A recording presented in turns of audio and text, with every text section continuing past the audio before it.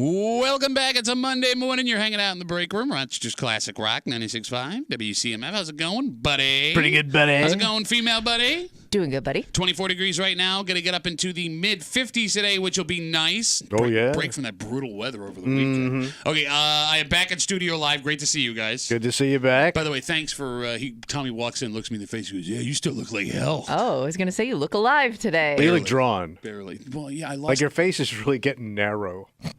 Are you sure it's just because you haven't seen him in a while? It looks like your beard's going to fall off. Like there's not enough cheek to hold on to it. I lost. Like it's just going to say F it. It's going to be on the floor. I lost 10 pounds. Holy crap. And you didn't have 10 to lose, buddy. Shut up. Shut up. Can't even keep my damn britches on. No, legit. I couldn't keep my damn britches on. Well, they sell these things now called belts. Or you down to the last loop. Dude, it's all belts. No, here's what's even worse. It'll be like this. Be like all strung out, wrapped around his neck. I have I have the belt where it doesn't have the loops. It's like the canvas and you click the thing. You know what I'm talking about. Yeah. I got one of them. Yeah, They're nice. Well, I had one buckle and it broke. Oh. So now I got to wear the leather belt, and I'm out of loops. I'm out of loops on a belt. Not happy about it. Yeah. Our live stream camera is back up if you want to see how fantastic I look according to Tommy. Part of our hostage release program. All of that brought to you by our good friends at Three Heads Brewing. Three Heads Brewing. Give me a couple beers. I'll be back to normal by the end of the week. Right. Bro, I don't need this right now. I don't need this, all right? You brought it up. Shut up. Well, no, I was just saying I'm back to lost I know, it. actually, listeners. you really didn't bring No, yeah, I lost weight. No, I only bad. brought up the lost weight because you're like, your face looks... You look like crap.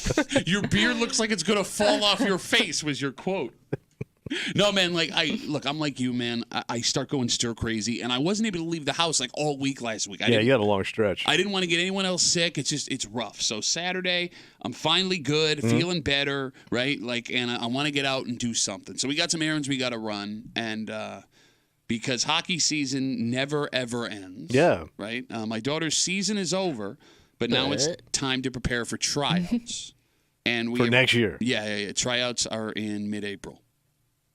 Why are you trying out so damn early? I guess the idea Get is you're the still thing in together. shape. Yeah, All right. Okay, whatever. I don't know. So not only does that mean she's got a bunch of tryout practices, she needs a new hockey stick.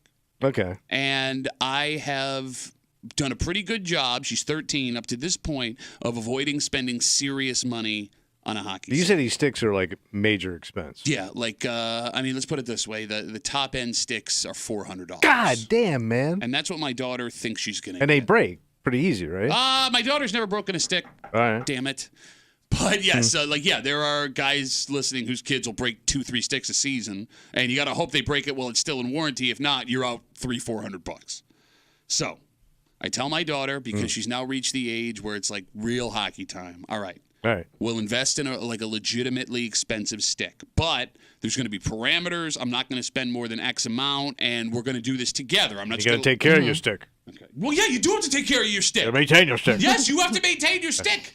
Don't be dragging it. By the way, over. how do you maintain a stick? It's just a stick. It just sits there. Well, and it is amazing, too, every time. Whatever hockey game you're at, if you see one of those sticks break, you just start tallying it up in your head. You're like, just like that, it's over. I want to cry, and I don't even know who those parents Yeah. are. Right. Seriously. So, all right. So, my daughter is being influenced by all of her hockey player friends. Okay. And there's a term that these kids use. When I was a kid, it was called dusty, where it was it's gross and busted. Now they've shortened it to dust. And every time What happened to busted? I don't know. We had it set. We're old, man. All right. We're old.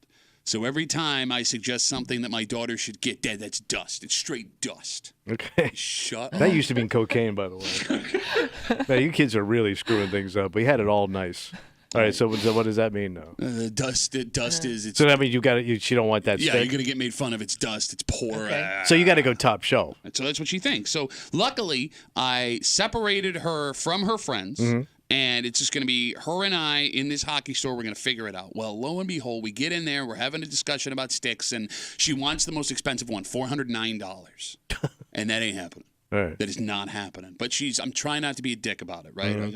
I'm explaining this stick is very gimmicky. It's got a bunch of stuff that doesn't help you out. It's the most expensive sticks are always the one that have things, it's just bells and whistles and stuff on it. You don't need a scope.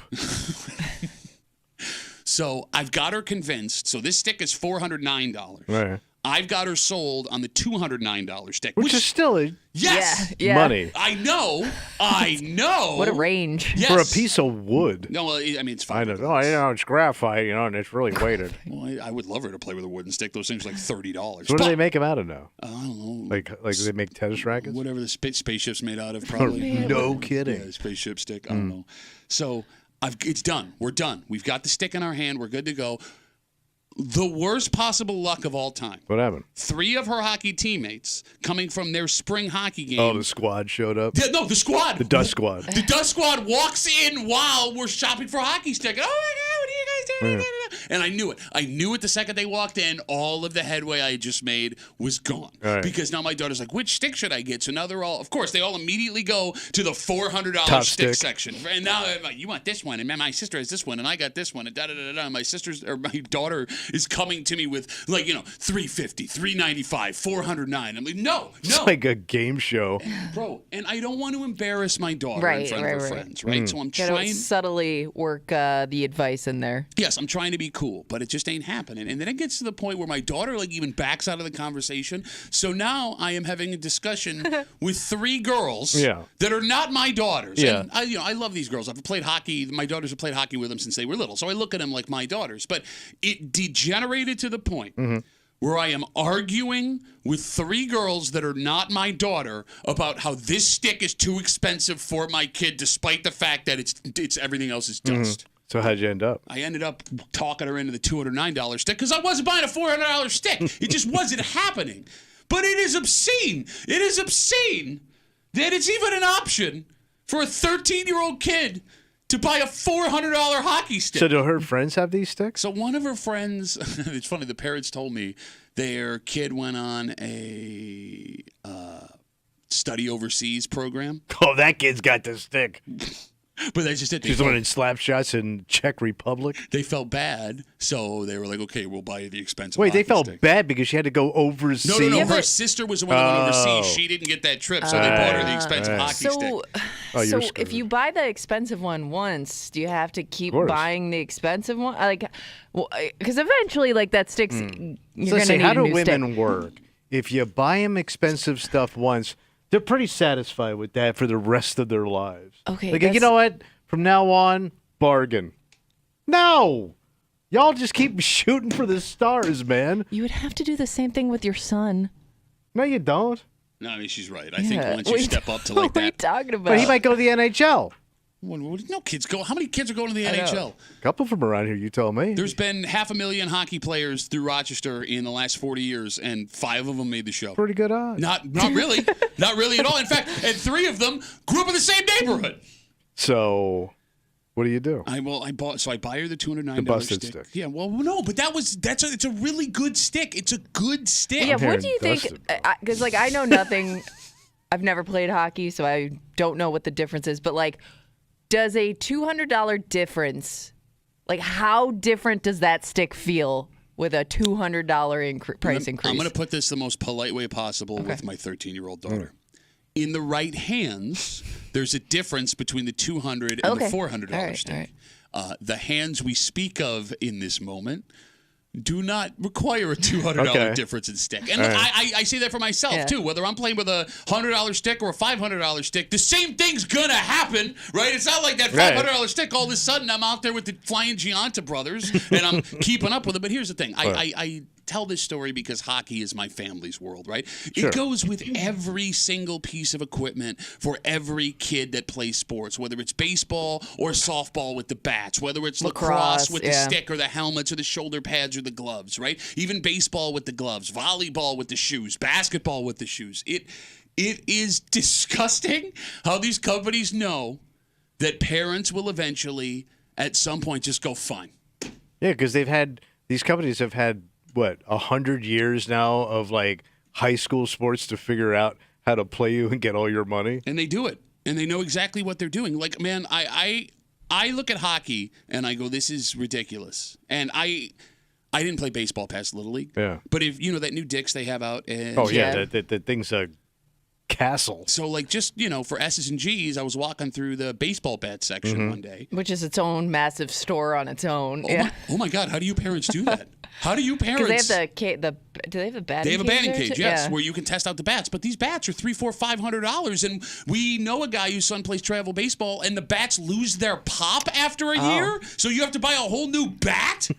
Well, and I think you have to be careful what ones you buy too. Really, I don't know what their the regulations are for high school sports versus travel versus it could be different. I think depending on the tournament you're playing. It is funny when you watch those sports documentaries, and they always go back to the guy's beginnings, and it's always basketball, right? He grew up in some farm in Iowa, and they didn't even have a hoop. Right. It was like an apple basket, and he was stepping in manure with 2 different shoes on. Yeah. And he won 4 national championships. Well, bro, it's so funny you say that. We're talking about my daughter needs a new hockey stick. It's time to step up to the nicer hockey sticks because of her age now. She wanted a $400 stick, and that wasn't going to happen. And I talked her into a $200 stick. But in the middle of this stick conversation at the hockey store, just by chance, 3 of her teammates walk in, and they start telling her that she needs a $400 stick. So it degrades to the point where me, a 37-year-old man, am arguing with 3 13-year-old girls who are trying to tell me, a man who's played hockey his whole life, which hockey sticks are the best. Rick Seelig was a first-round pick of the Sabres in 1977. Those who are hockey fans of Rochester would know Rick. He was the color commentator for the Amerks for years. He played for the Sabres. He's a big hockey guy. Yeah. And, we were fortunate enough to meet Rick, hang out with Rick a couple of times. So to the story you told, I was bitching to Rick a couple of years ago about how expensive my daughter's hockey stuff was. Now, this is a guy that played in the show for a decade, had a career of hockey. He goes, yeah, no, that's weird, because when I was a kid, the season would start, and I'd just go up in the attic and grab the stuff my brothers had, left up there, and then I'd go sign up at the city rink. Shut up, Rick. That doesn't make me feel better. You're a really nice guy. Played on a pond. Shut up, Rick. Wasn't even frozen. That's not, what are you... Yeah, it's great. Good for you. But Rick. But it is amazing how they convinced you to buy all this stuff. But it's not It's even... marketing. It is. I know it's BS. Yeah. My kid doesn't. But, bro, you walk into that Dick's, to your point, man, it's it looks The amazing. selection, It yeah. all looks Yeah. amazing, even if you have no interest in this crap. And your mind gets warped too because you'll see the most expensive thing. So that way, when you see that thing that's still pretty expensive, you're like, oh, wow, what a deal. No, it's Disney World syndrome. You're 100% right. Where you walk into Disney the first day and you're like, this is ridiculous. Yeah. And by the last day leave at Disney, oh, you know what? This $40 stuffed animal, not that bad. And here's the worst part, man. What's that? We haven't even got to the most expensive part of the off season. Which is what? She needs new skates. What do those go for? So I got a choice there. Wait, too. the stick's $400. How much does the skate? So do people There are still? skates that go upwards of $1,300, $1,500. $1,300. Jesus Christ. They bake them for you. There's You do what? They now have a system where you put your feet on this flat computer, and it tells you what type of skate you should purchase Based on your foot shape. You got it. Right. And then they custom mold it. well, they can do that for you. I'm not doing that, but even to they'll build the skate around your foot and send it to you, or you buy the skate. They put them in this oven. You then tie the skates We on. gotta take them off first, I hope. Well, yeah, you idiot. That would hurt your season. You put them on, you tie them, and it cools to the shape of your foot. Oh, look at that. So what does that go for? That comes with the price of Do shoe bake? that comes with the skate. Do parents still sell their kids older equipment? Did you say children? No. Because I would. She comes with a stick and some bake skates. Because I remember that used to be a big thing. Trading stuff in, getting some money off the new stuff. It was played against sports. Yeah, and that still exists in Henrietta. Okay. And yeah, there are some parents that do it, but with hockey, there's so many kids that play hockey. There's rarely, I've gone in there before when my kid was younger. They didn't really have the stuff that she needed, right? And it's a great place if you could find it. Yeah. Go for it. Yeah. But So now I'm stuck in this spot where I think my daughter's feet have stopped growing. For the moment. No, She's I only mean, they're 13. period. Well, My no, he oldest. could be right. She's probably getting close. This is the doctor's thought that All her right. feet have Yeah. stopped growing. So I could buy her the last pair of skates I'm ever going to buy her and go really, really nice so they last her until high school's over. And then you're on your own, kid. I don't care. Yeah. If I don't do that, I'm going to have to buy a semi-nice pair of skates now and a really nice pair of skates in like 2 years. So I'm trying to figure out what the financial benefit is? Yes, what the right economical decision is. Because like I could bite the bullet now and buy a really nice pair of skates, and that's going to cost me a couple $100, and that's going to suck. Or if I go economic, it's just going to cost me more money down the road. I don't know. I don't know what to do. Sucks so hard. And thank God. Man, it's spring. Why not talk hockey and skates? The skates I can wait until the summertime, but like thank God for Graham out at Locker Room Sports in Greece, man. Like if I didn't have him to like explain everything to me, I would be that dad that's, the 400 the best way to do it. How do people pay for all this? I don't know. It's amazing the way parents come up with that money. I'm at the point now where I refuse to do the math because I don't want to know. You just Probably find a way to get it. You find a way to get it done. It doesn't help you to know at this point because you're not going to do anything differently. And again, like this used to be just a hockey thing, but there's travel lacrosse, travel baseball, travel soccer, travel volleyball, everything. travel Its everything. own economy. So like the league fees, the tournament fees, the equipment fees, the camps that your kid has to go to. You're right. It is a little mini economy. And like, for example, the tourism in Henrietta has to be driven 100% by hockey and soccer tournaments. I'm not exaggerating. I guess so. Between high school and college. I think not even factoring college in. Yeah. I mean, it's. I'm going to say 70% of the hotels in Henrietta are booked by hockey and soccer tournaments. The other 30% colleges. God damn. Because I know, like when I'm at Wegmans, sometimes I guess like they might be like some kind of like sports thing going on at Nazareth, so the opposing team pulls that bus in, and like 40 kids come in and just wipe out all that prepared food. Oh, and you get all mad even though you weren't going to eat it. Oh, bro, it drives me nuts. I see that bus, I turn around and go home. I'll go back in an hour. Do you hear yourself? It's ridiculous. Do you hear yourself right now? What? Oh, I see that bus. I'm not even going. If I see other customers, I'm not even going. I can't get to the sushi table. I can't get to the. Could you say a more Pittsford sentence? I'll work on it. I thought I was a douche for talking about $100 hockey sticks. You come in with I can't get to the sushi table. Not one spring roll left. Okay. We have a dynamite. Your kid's totally worth it. It's draining you. Got a break room for you this morning here on CMF. Just after 7 o'clock this morning. You know, we've been joking for the last couple of weeks that there are 3 Eclipse stories a night on the news now. Oh, my God. And it's not an exaggeration anymore. This is an Eclipse story, but it's not about the eclipse. Really? Well, there is a teacher in our area who 50 years ago made a deal with his students. And he's about to come... But they're gone. What do you mean they're gone? Wow. That was 50 years ago. Yeah, well, no, there's still some of them around. Yeah. Are they coming in to collect on this thing he said? Yes, they are. And You're a dick. He's inviting all of them. Will you let me tell you the story? I'm listening. Just after 7 o'clock. I mean, there are people that are going to have the opportunity to see friends, foes, folks they haven't seen in 50 years. Well, like a reunion? Yeah, but it's not so much a reunion as it is a celebration of the sky. But this is 50 years ago. Mm-hmm. Yeah. Man, these are some old sky farts. We'll get into it. Just after 7 o'clock here in the break room on CMF. Probably younger than you. They are younger. No, they're not. 50 years ago? 50 years ago, I was, I guess it was. No. No! It's got to be So close. they would be 65. Way older than me. Take your time, man. I'm a super old 39. Yeah, no, super old. And I even love how your young number keeps getting older because you used to be a super young 34-year-old. So we'll get to that just after 7 o'clock, plus a whole bunch more. But first, Tommy, there is a man east of us in some serious trouble. What'd he do? Well, his business plan was flawed. Yeah. Because you can't sell this, like, period. Period. But the way please say he was selling this, right? Like, you're going to go in for a gallon of milk. I'll take one of these People magazines and a dime bag of cocaine, please. Oh. Next to the break room on 96.5 WCMF.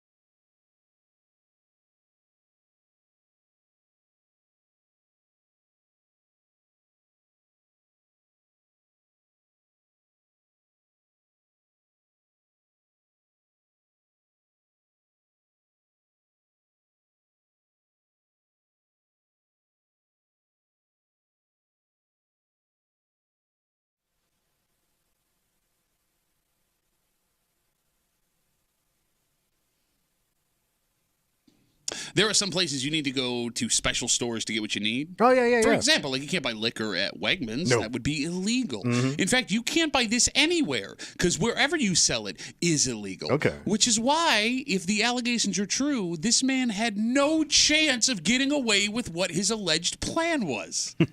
You're hanging out in the break room. Rochester's Classic Rock 96.5. WCMF just after 6:45. There is a change in the laws of the state of New York when it comes to your employer and your social media pages. Okay. And it is remarkable that this law now even exists, because that means that there were people who felt enough pressure that they were willing to hand over this very intimate information to the folks who sign their checks.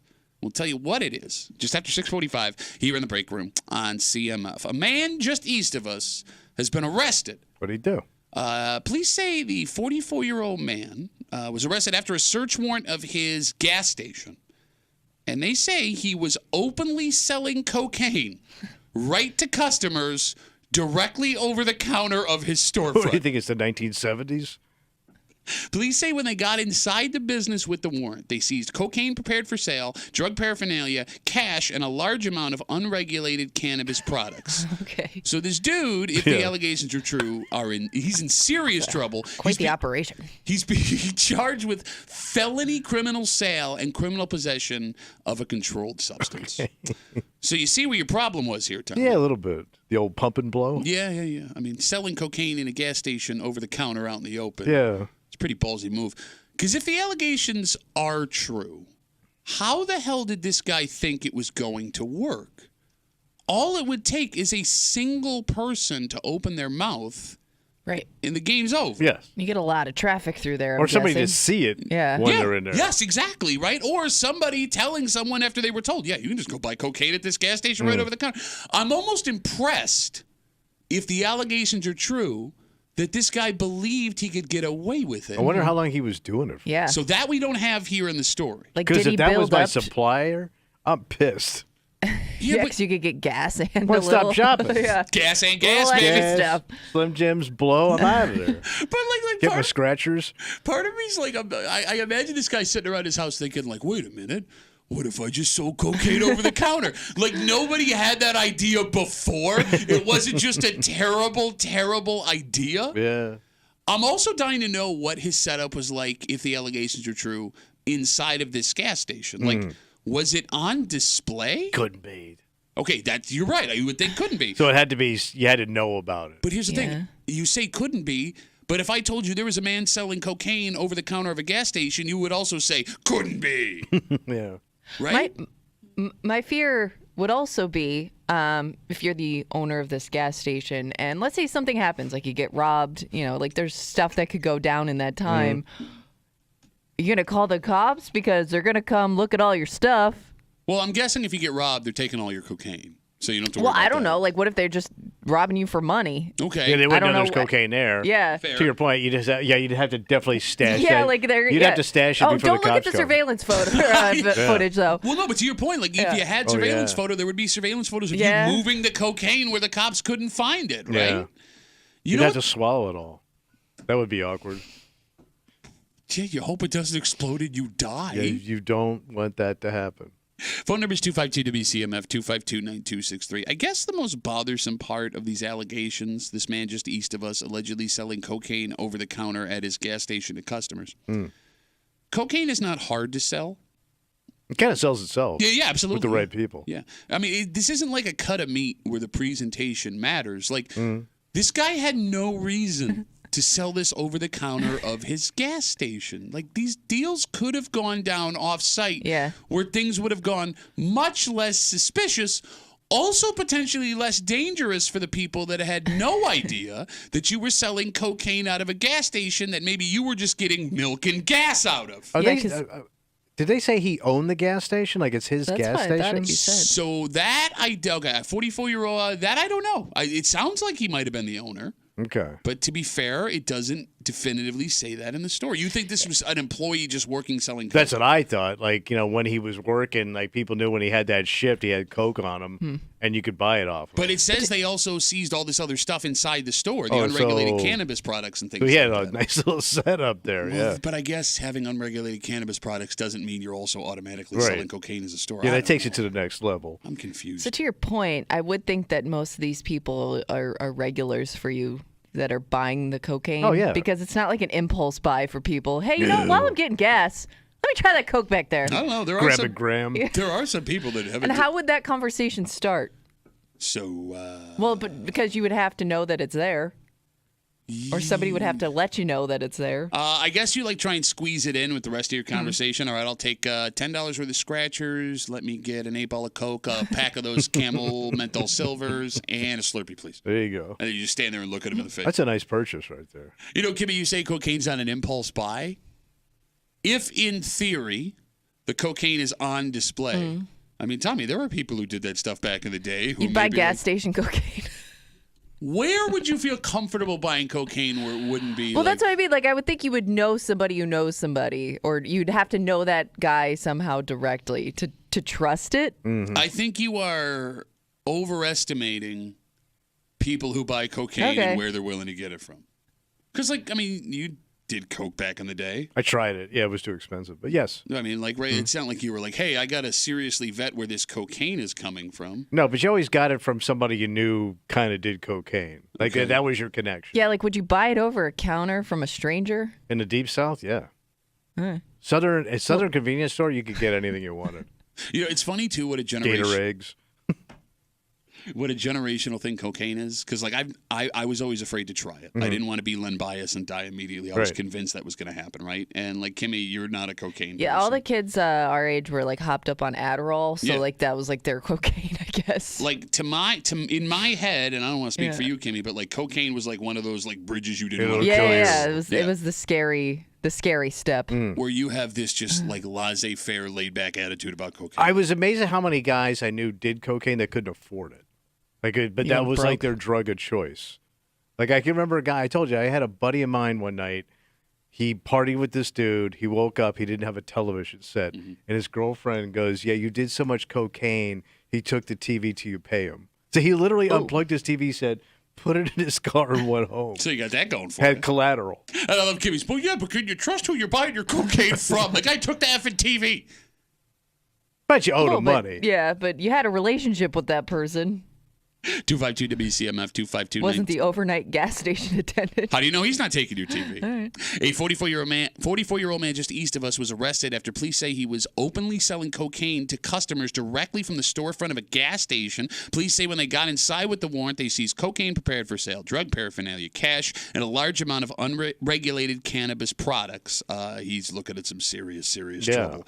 So, it would be naive to think that there weren't people... there must have been people going in and out of this gas station that were unaware that cocaine was being sold. Sure. Okay. So, Tommy, you've got your gas station in Pittsford where you go get your gas and, a gallon of milk every once in a while, right? Yeah.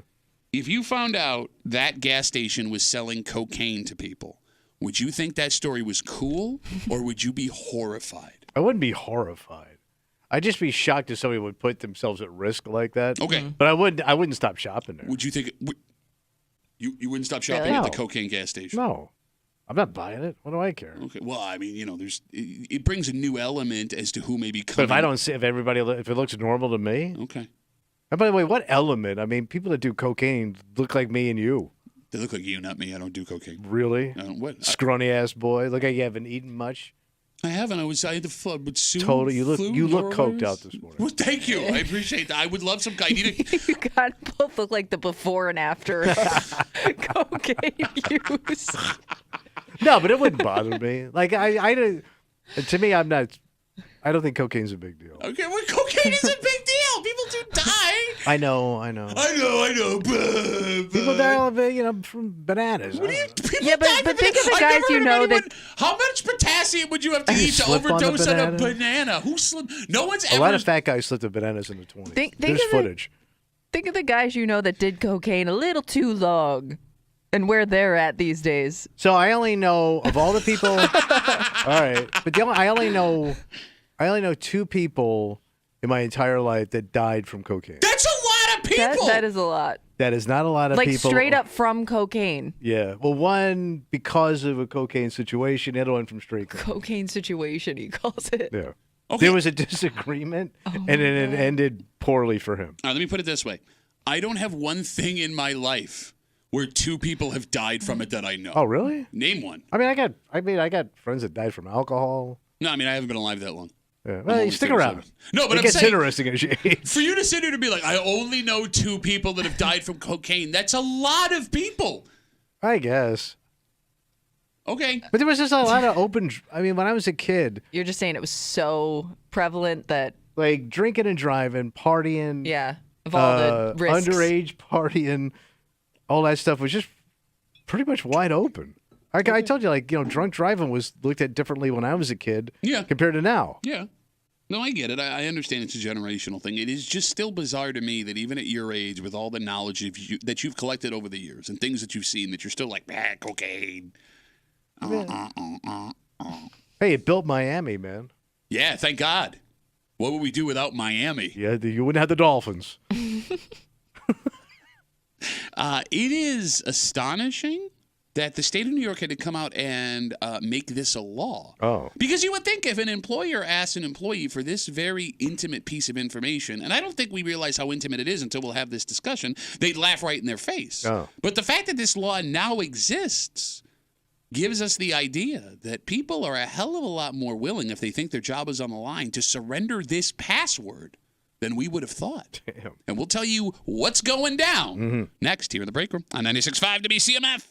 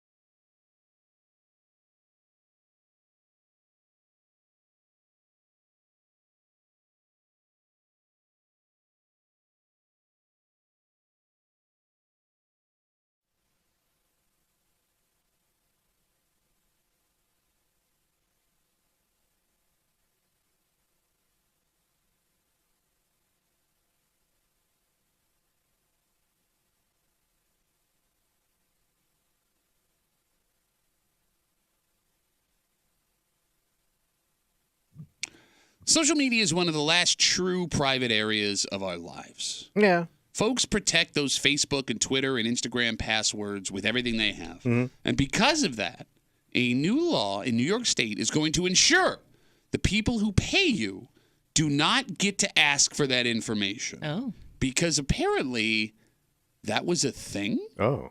You're hanging out in the break room. Rochester's Classic Rock 96.5. WCMF, just after 7 o'clock. You know, the new joke is every night in Rochester, every news station does 3 stories on the Eclipse. It's not a joke anymore. It's a real thing. Yeah. And this is an Eclipse story, but it's not an Eclipse story. Because there are going to be over 100 people in the greater Rochester area who are going to have the opportunity to see folks they haven't seen in 30, 40, 50 years. And we'll tell you the story of what one young science teacher decided he was going to do way back in the 70s that's now coming to fruition. Damn. And we'll get to it just after 7 o'clock here in the break room on CMF. I'm back in studio. Great to see you guys. Yeah, great to have you back. The video stream is back up again on the Odyssey app, WCMF.com, YouTube, and Twitch. You can catch us on YouTube and Twitch at The Break Room WCMF. All of that brought to you by our good friends at Three Heads Brewing. Three Heads Brewing. They didn't pay for a man with a gone face, according to Tommy. Last week, a new law went into effect in the state of New York. It limits what information employers or folks looking to hire you can ask for with your social media. Okay. Now, long story short, they're not allowed to ask for your social media login information, whatever your password is to get into Facebook, Instagram, Twitter, TikTok, you name it. How was that not illegal before just now? I never even thought about it, really. Why would they want it? I mean, I could. It's weird because like this job is different, I guess, in the fact that I could understand why they would want those types of things for what we do. But every other job, it's not like your social media coincides with what you're doing. Well, see, every job would make the argument that your social media coincides with the job that you're doing. Because you are the face of the company. Every one of you are little PR machines for our company. And if you are saying or doing or you have said or done, we need to know, which is why I need your password. That's why they would want it, right? Okay. But it is strange to me, and the phone number is 252-WCMF, 252-9263, that there were people voluntarily handing over their passwords for social media to their employers or prospective employers. But well, I guess when you don't feel like you have a choice. But to Kimmy's point, too, like if I'm just like your mom, if she's on any kind of social media, is she? Yes. I mean, how many followers does she have? Not a lot. Would she care? Where are we going? No, I'm just saying, like your mother. I'm being serious. Your mother. guys, I'm being serious right now about your mom. Or your sister. Like your sister. I mean, like your sister. Does she have no, I'm just saying, like if you're just a regular person and you have a handful of followers and you follow a handful of people, you're probably thinking, "What do I care?" No, I understand. I mean, think of a it's still a very personal thing, though. No, it's not. If you think about it. This company already has my social security number. Okay. Yeah. All my banking information, my address. They pretty much know everything about me. I don't really care. If I'm a regular person, what do I care about my Instagram account? Here's why. Because that affects me more than my bank account. I disagree. But it's your connection to other people. It's kind of like, it's your personal relationships that you have with other people a lot of times. Like for instance, like I'm not somebody who necessarily uses Facebook all the time, but I don't know if I could ever give it up because like that's my lasting connection to some people that I met years and years ago. Not that I'll ever reach out or talk to them, but it's like, hey, every now and then I get to see what they're doing. So it is a very personal thing for a lot of people. And I get why at your age you would have that take. Yeah. Okay. I'll ask you this question. If our company came to you today and said, we would like the ability to tap your phone so we could read all your text messages and listen to all your phone calls if we wanted to, would you give them that ability? For money, yeah. You're Absolutely. the biggest whore, thinking. No, but you never think about the long-term potential repercussions. Care? Here's why. Because you look at my text with my wife. Hey, head to the recycling with the TV today. What about the text between us? Oh, how did you not immediately think of that? No person would give their employer the ability to I may still give it up for money. Man. You're going to lose your job. You're going to lose your job right away. You get your job. Think of the things that You're such an alarmist. No, that is a fact. You especially look like you're begging for food right now. You can't, I know you have no point because you're just taking out all covers, saying whatever you can. Just the screenshots alone. Thank you. Sitting on your phone. And that's like the relationship, the way it would change the relationship between you and your coworkers, but you you and your wouldn't give boss. it up for money? What? You wouldn't give it up for money? I'd be too scared. 5G. I would be way too scared because I'm gonna. 5G. what's 5G when I don't have a job? Hold on. You're fat. She po. I'm not talking to fat boy. I'm talking to poor girl. Oh, a second ago my beard was gonna fall off because I'm so gone. 5G and a bag of Coke.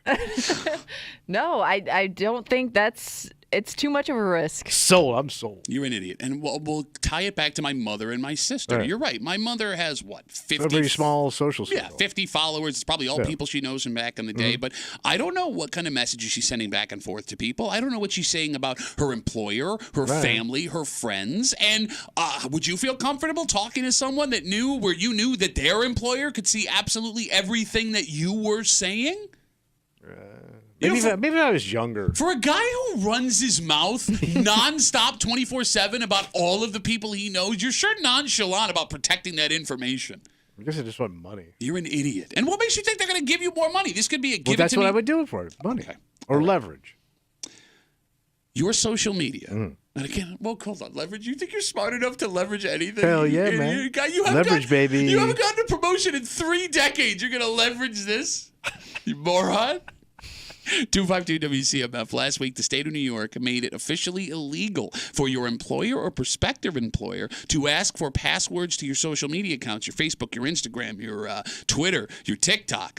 So as we're talking about what a private place your social media is, with the direct message, with the folks that follow you, think about all the photos you have saved that are public and maybe not public. You can make the argument, Kimmy, that people have replaced the diary and the journal with Facebook, Twitter, and Instagram. And it may be the only place you have left where you can still privately connect with some of the most important people in your life. Yeah. You're going to hand that over to an employer? Tell me, yeah, sure, why not? Wow, cotton candy. Well, if you need a gig and you want to keep your gig, I will say, you might have I- to bend over. How do you manage to always side with the 1% without realizing it? I can understand. They're richer than you, which means they're better than us. Well, they kind of are. They're your social betters. They are. The grandson of a man who is a billionaire knows more than I do. I can understand, though, if you're somebody that's just, this is your first experience in a workplace, like you might think, oh, that's something people have to do. Like you might not know the difference. Like you might just think, oh, okay, like I guess that's what employers ask for now. Like I guess I have to turn it over if I want a job. But I would think kids would be the least. When I say kids, I would think they'd 30. be more protective over it. But at the same time, if that's just the world that you know and live in, maybe you think like, oh yeah, that's normal.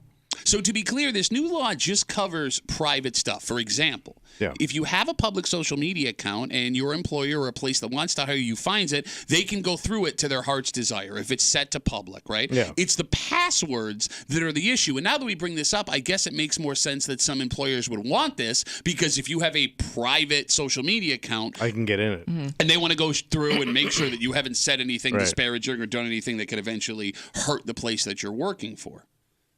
But it also says that an employer cannot make you pull up your page in their presence to look at it if it is private. So even that, having them sit down and let me see what your Facebook page looks like, they can't do that either. It. Yes. They also say that they can't make you, this law says they can't make you show a post, photograph, video, or information that is not public on your social media page if they can't see it themselves. So they can't demand your phone basically to see all your private stuff. They also, let's say you make a post privately that's critical of the company and they hear that you did it. If they say we want to see it right now, you can tell them go take crap. Oh, so you can see block them. All right. You got it, at least according Unless to the law. a coworker screenshots it and turns you in anyways. Which I don't know if is that a dick move? Yes, a dick kinda, move. yeah. What happened, mister? Here's my password for a Because bag I of sent you a beans. lot of good photos, man. Well, no, you just said, who cares, man? I'm going to leverage it. I'm going to leverage it to be CEO of the And company. a couple other people in the show have sent me some photos. Which is why I time would to time. never give it up, bro. The Think about circular firing squad. No, but think about that. Like, if they came to us and said, we'll give you all an extra $5,000 5G. for access to your phone, we would get fired when we said no and you said yes. Right. You idiot. But at least we get $5,000. Well, I would get $5,000. No. Like, I don't think people understand the volatile things that you have on your phone, on your Facebook that people can't see, your Twitter, your Instagram, your TikTok. Even just things that you've liked. things that you may not have like written out, but like pages that you've liked, things that you've responded to. Oh. It doesn't even necessarily have to be your statement for you to get in trouble. She's right. I mean, you now have to justify your entire existence to someone who you're just beholden It's like to. Judgment Day. It is. But like now, I'm not dead yet. It's a Judgment Day. Pre-Judgment Day. I am so disappointed in you. Why? What do you mean, why? You're Mr. like, I do what I want. I say, well, you can't take this from me, and blah, blah, blah. Sure, you can have all my I'm credit. also for sale. The amount of grown men that think they're friends with actual porn stars. Oh, yeah, that's true. You believed that Terry Pagula, the owner of the Bills, was your friend on Facebook. You sincerely believed that was Terry We were Pagula. tight. We tight. Not. No. I'm one of 4 million. We have Facebook messages coming in. You can always get us at WCMF or the Break Room Facebook page. Rick writes us, a couple of years ago, I applied for a job that demanded the password to my Facebook account, and their argument was to make sure you didn't say anything controversial. I refused to give it to them, and I didn't get hired. It wasn't a great job, but it was the first time I had seen that on an application. Is that happening more than we thought? I would wonder if you, let's say you were going for a big job, like you like a lot of responsibility in a company. They may want it because now we want to know what we're getting here for our money. Okay. You know what I mean? Yeah. Mm-hmm. Yeah. They may want to see it to get that big job because you could really blow up the company coming from you. You could. As a head guy. It's also your responsibility to vet me as a human being. Mm-hmm. Right? Like, I mean. So, but they could say, hey, you want this big cake. You got to cough it up. Well, they can't say that anymore because it's now against the law. There you go. Yeah. All right. No, but like And I now don't you ruin the company. I love this. Again, you've ruined the company with no social media. That's true. Like both literally and What are you figuratively. talking about? No, but like this idea, I do love this idea, the argument that you just made, right? Like, well, it's up to the company to vet and make sure everyone's okay. How about you do your damn research on your own, you sons of bitches? But I guess Why there's are only you... so much you could find out. No, but why are you leaving it to me to hang myself? Why would I do that? Like, there's no murderer that walks into a police station and is like, I killed all these people. Here you go, guys. Here you go. Please, lock me up. All right. No? Huh? Yeah. But it sounds like they're good. They want their information, man, because they want to know what they're getting. And I'm You also can't wondering have if there are a lot of jobs now and people that their social media kind of, they can, their social media helps what they do. Does that make sense? Their job? At work. Yeah. Like Okay. maybe it's I don't know what, marketing, sales, anything like that. Like maybe their social media kind of coincides with work. So I could understand why maybe you feel like because you're representing the company or what it is you sell that they may also have a hand in your social media. Okay, but here's the terrible little secret that nobody ever wants to think about. What's that? Right? Like if you use your social media as a personal thing, there is going to be a point where you're on the wrong side of an issue, whether it's Sure. a serious issue or a point. Nobody who comments or laughs about something or likes something is ever 100% 10 years down the road on the right side of how things ended up turning out. Sometimes things just don't age well. A lot of people found that out this weekend when we found out what Kate Middleton, that Princess in England, was actually missing forgot for. about that. Remember all the jokes? yeah. Hey, this is fun, guys. Let's speculate. Oh, no. She's got cancer. Which, Yeah. look, nobody knew. Nobody Right. knew. I'm not going to kill somebody for that. But it's not the best look, right? Even the kindest, gentlest Yes. people made a joke or two, and it's like, oh, God, what have I done? Even that subtle little joke, did not age well. So for companies to want the passwords to these things, I mean, you're just asking to have to eventually fire everyone you've ever hired. With that being said, Tom, Yeah. there was a simpler time. Oh, yeah. Social media didn't exist. Sure. And this is a flashback to those times because there was a young, excited, stars in his eyes, both literally and figuratively, teacher in our area. Yeah. And back in the 1970s, he had an idea. He made this call then about this? He's made this call then, and he made that call for years and years and years after. And now it's all coming home to roost. Okay. Because there are over 100 people in our area who are going to have the opportunity to see people they have not seen in 3, 4, 5 decades. And you are nuts if you are one of these people and don't take advantage of it. And we'll tell you the story Okay. next here in the break room on 96.5 WCMF.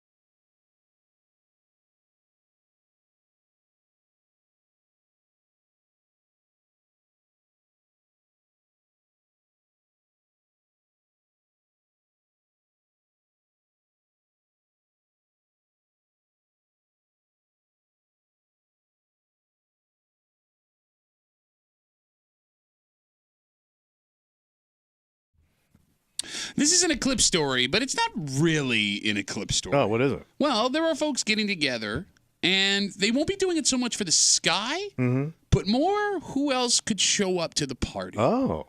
Because there are some folks who grew up in Webster that are about to get a very unique opportunity to lay eyes on people they haven't seen, some in almost 5 decades. Wow. You're hanging out in the break room, Rochester's Classic Rock 96.5. WCMF just after 7:25, 7:30. Tommy, going out to eat now. Jeez, so expensive. It's ridiculous. Oh, my God. Who can afford it anymore? And they throw it at you. Except everybody when you go out because it's always packed. But as the bill gets more and more expensive, maybe you've noticed a fee on your receipt the last couple of times. Oh, they slipping it in there? Yes, they are. And folks are not happy about it. The good news is... The good news? If you want this fee taken off the bill, they will happily take it off, no argument. Okay. The bad news is, if you do that, you look like a pretty big douchebag. Yeah, because you'd have to call the... Yeah, that's a scene. We'll get into it just after 7:25, 7:30 here in the break room on CMF. Patrick Moriarty was a science teacher. Oh, Professor Moriarty. Was a science teacher in the Webster Central School District. And according to the story in the Democrat Chronicle this week, he's got a get-together coming up. By the way, he's got to be old ass. Yeah. Yes. He's got to be 75, 80. Okay, what do you want from me, man? I don't have his age. All right. This is like crusty-ass story, man. Again, we should put a mirror behind me. I know I'm crusty ass. Well, that's why he's pointing it out. He's way older than me, guys. Check me out. I'm young and spry. I can't imagine it because I got to figure like all my high school teachers are long gone. No, apparently not, because this guy would have taught you. That's around the same age. By the way, he's got more hair than you. So Everybody does these days. Back in the 1970s, during his science class, he passed out a worksheet to his students about upcoming eclipse dates. So he knew about this thing? Yeah, it's been a thing since the beginning of time. I think they know when it comes back around. I thought it kind of like showed up like a couple of years ago. I didn't realize they did these things way back then. Kimmy, I'm going to talk to you now. So excuse me. I'm an eclipse expert. I'm not. It's pretty basic information. How do you think Eclipse showed up one day? Tommy, how do you think they knew this was going to be the last one of our lifetime? I don't know. What if another one showed like the moon's in on it? I don't know. It follows a pattern. So now I'm talking to Kimmy. Kimmy, yeah, as he laid out these worksheets on the kid's desk, he pointed to one specific date. So he called it. April 8th, 2024. The next time an eclipse would happen in Rochester. And keep in mind, this is the 1970s. Yeah. He then promised his students in class that day that they would all get together again to watch this eclipse. Well, all these years later, Patrick Moriarty is doing just that. Now, he kept the tradition going with all his students for the next 16 years, and now all of those students he had for those 16 years he did this worksheet with are invited to his house for the eclipse. Oh, that's funny. He still lives in a house? Yes. What are you talking about? I thought he'd be like in a home or something. Oh, my God. There's someone I'd like to see at home right now. Right now. So great to be back. So great to be back. I just his old-ass house. You said he could be in his 70s? He might be your age, you old there's no way, man. He could have been a young teacher at the time. He taught wouldn't have been that much older than you. What year did you graduate high school? 77. I was... This guy 18. could be so 3 years older than you. He was in his 20s at the time. 3 years older. If he's 21 and you're 8. All right. So he went right into teaching. All right. Okay. So going back to the story. He got a house. Well, I figured by then they were in hospice or. Oh my God! I saw a picture of this guy. He looks great. He looks way better than you do. So he has invited all of these kids that he did this worksheet with to his house. He said originally, back in the day, he planned to take out an ad in the paper, but now he's using Facebook. And he said he has over 100 former students of all ages coming to his home on April 8th to watch the eclipse. So he's having basically it's a class reunion. Yeah, but to watch the eclipse. Very cool. This is a hell of an opportunity for these men and women. And it has nothing to do with the eclipse. If you're in one of these classes, Tommy, you have to go to this, right? I would just have to go out of curiosity just to see what everybody looks like. Thank you. Because the last one I went to my 20th. Okay. So that was, 60 years ago? I was shocked. What? Hold on. No, you want to run your mouth the way you run your mouth. Yeah. What year was your 20-year high school reunion? So that would have been 77. Oh, boy. 97. 97. Wow. Yeah. So did you guys talk about the series finale of Seinfeld, you old bastard? Kimmy, you would get a chance to take a look 40, 30, 50 years later at the kids you went to high school with, what they're up to, what they look like. Oh, how disappointed or jealous you're going to be. So is this a high school class or was this elementary school? So it's at freshman year of high school. Oh, okay. So it is a little bit older. But, Right. I mean. Still, but Yeah. And here's the thing. This would be such a better atmosphere than a high school reunion because high school reunions come with pressure. Yeah. Right? It's more formal. Gotta buy a ticket. Yep. Folks are trying to show how great they've become or what success Gotta wear they a are. name tag. Yeah, all these things. I mean, here you're just having a drink and looking at the sky. And I think this situation would give you a much more accurate representation of the people that you knew from back in the day. Yeah, they wouldn't be all dressed up. Yeah. Just regular ass folks. Just hanging out, see what their husbands or wives look like, if they're single, divorced, never got married, Oh. lifelong bachelor. Wouldn't you fear, though, and this may be the same fear you have at like a high school reunion, though, of somebody recognizing you and you don't recognize them or That vice happens versa? a lot. Or you recognize somebody and you realize they have no idea who you are? Yeah, but I mean, that comes with the territory. But sometimes I it'll guess, freak but you out, it could be man. embarrassing, though. So I had a buddy of mine back in high school. It was my 20 year. Good-looking blonde kid, right? And when I saw him at the 20, I didn't recognize him at all. Now, he did break his arms. He had it in a sling.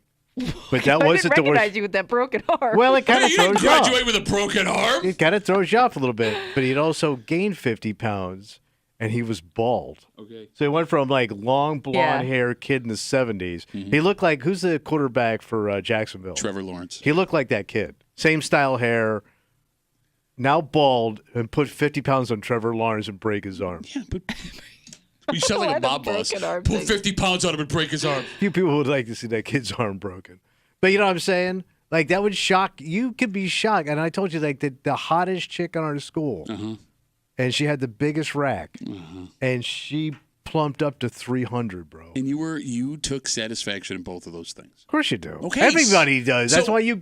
One of the you don't want to see like shining star. You want to see busted ass. So, but you realize that people want that for you, Absolutely. too, right? Okay. But so, your mind's not thinking that when you go. well, I'm telling you, think that, you idiot, because everyone looked at you and went, oh, my God. Oh, my God. Oh, he got breast implants. Good for him.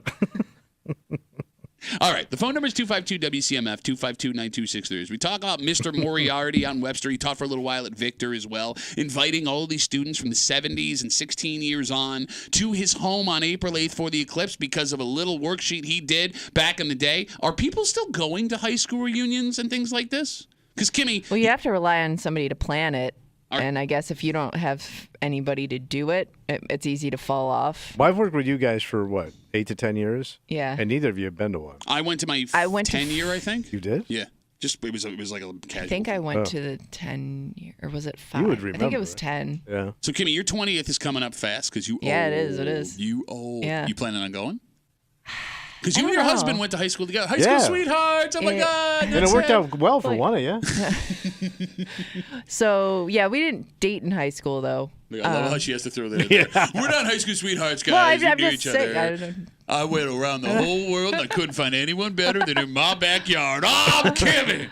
I was born. I don't know if I have interest in going to the 20-year. Why? Because it's going to be, I mean, the 10-year was fun because I think that you get a bigger group of people that show up to the 10-year. I think it dwindles after that. No. Yeah, sure it does. Yeah, because people like you go, I don't know if I'm going to the 20th. Yeah, I don't know.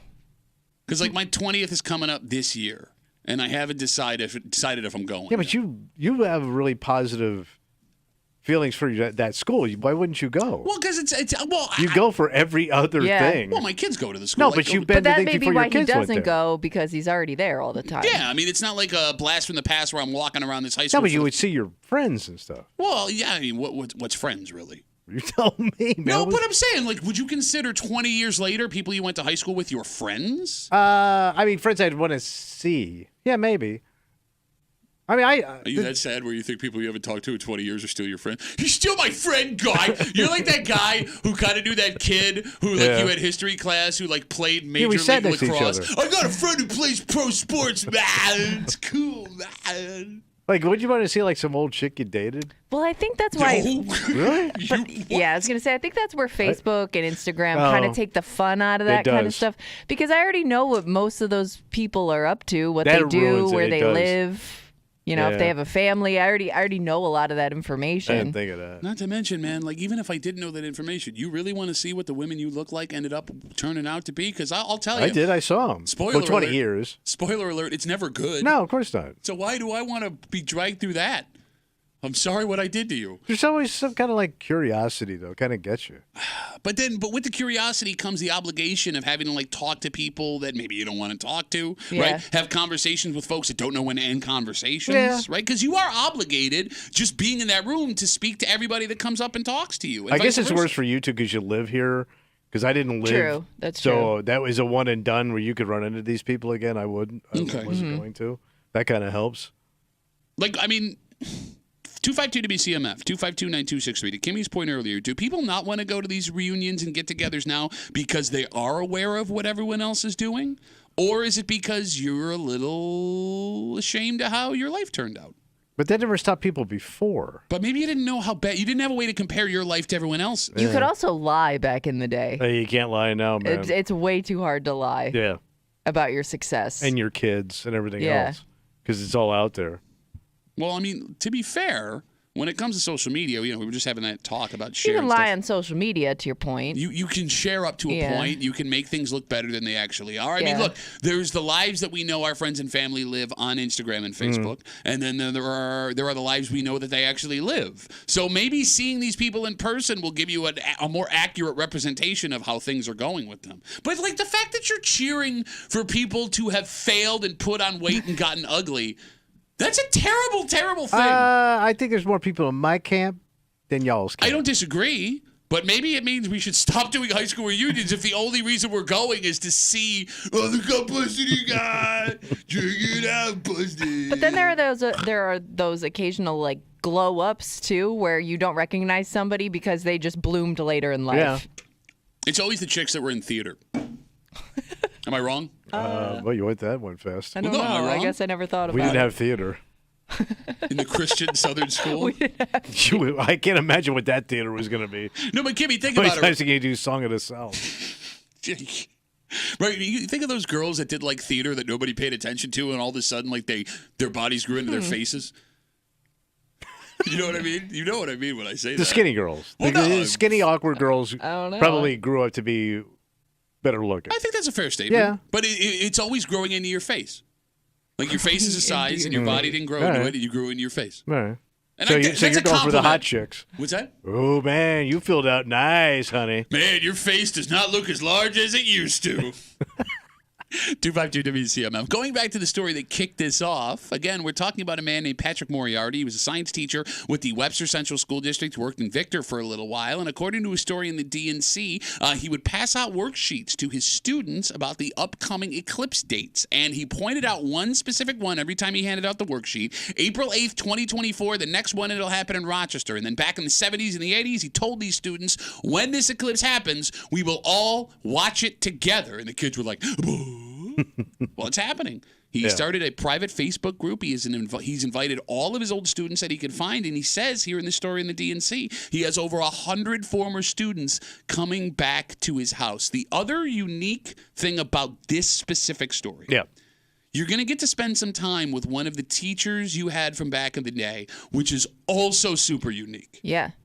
Because, like, Kimmy, to your point, this guy must have been young when he started this idea, right, in the 70s. And I think that's a bigger draw than seeing your old classmates. I was just going to say that. You know what? If they had an event like this where, like, a bunch of my old teachers came, I think I'd be more excited to see where my teachers are at now than my fellow classmates. And he's rare being a male teacher. There wasn't a lot of male teachers when I was coming up. You were also in the South. Well, true. Did you? Well, but in public school, did you have a lot of? Yeah.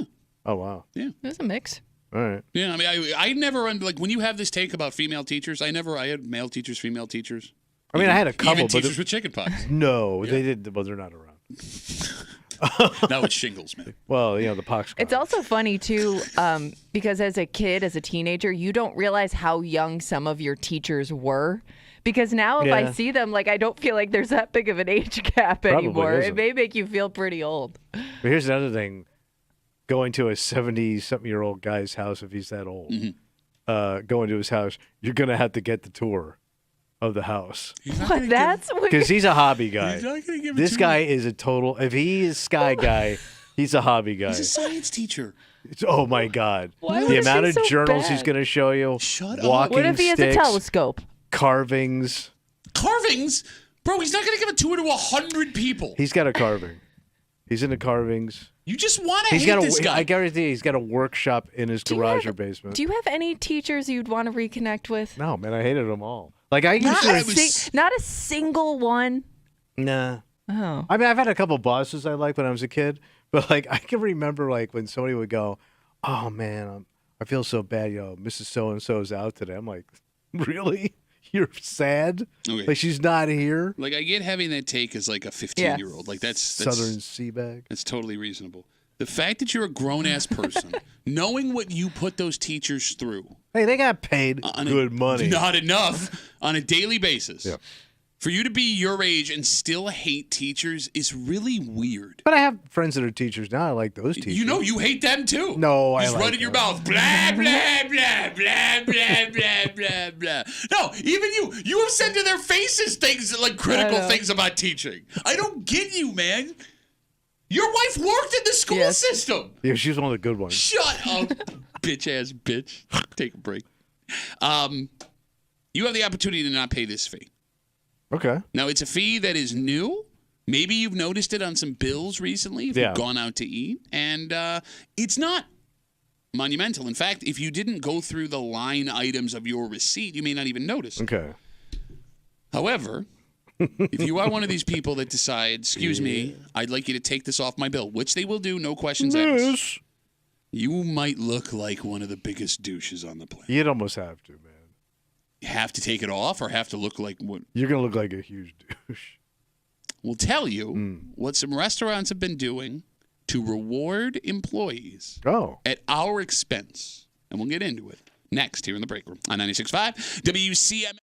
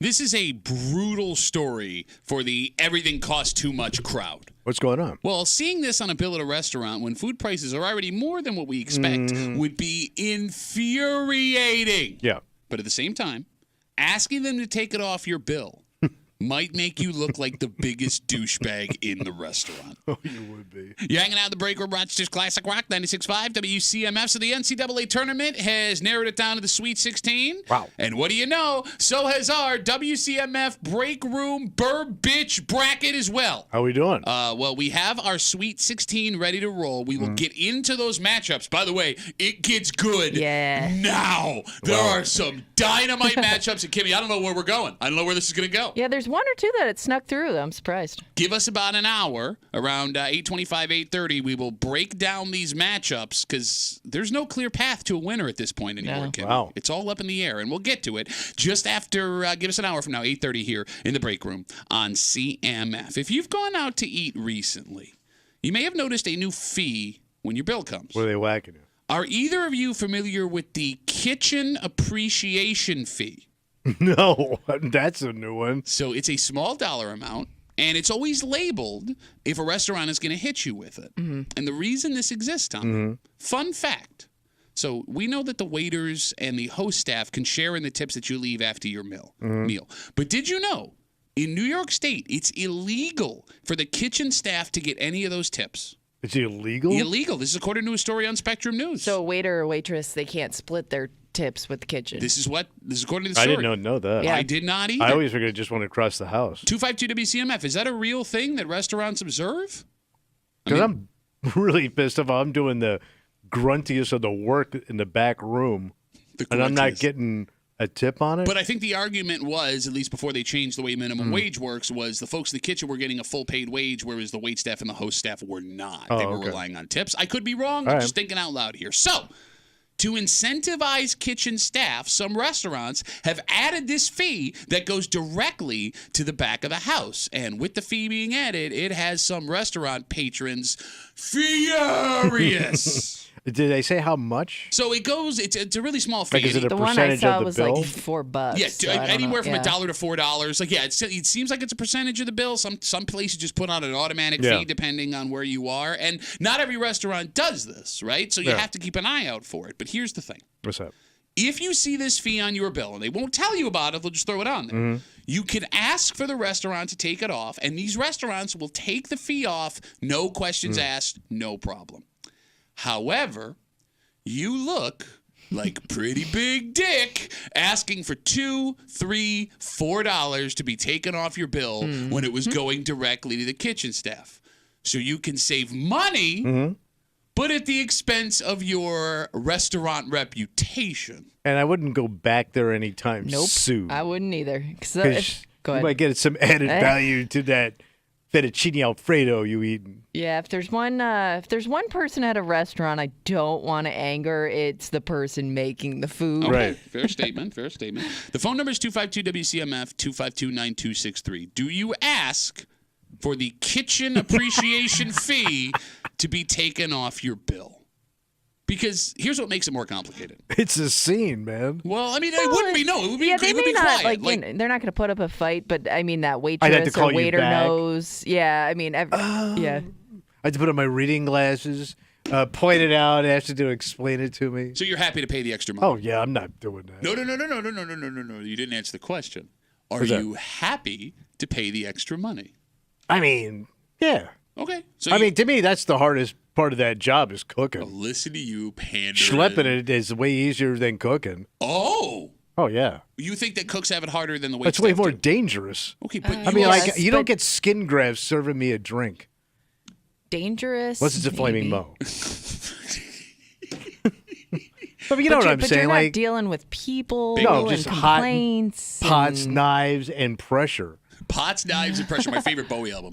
Look, No, I man, would say the hardest job is in that kitchen. I have cooked in kitchens. I have worked as a waiter.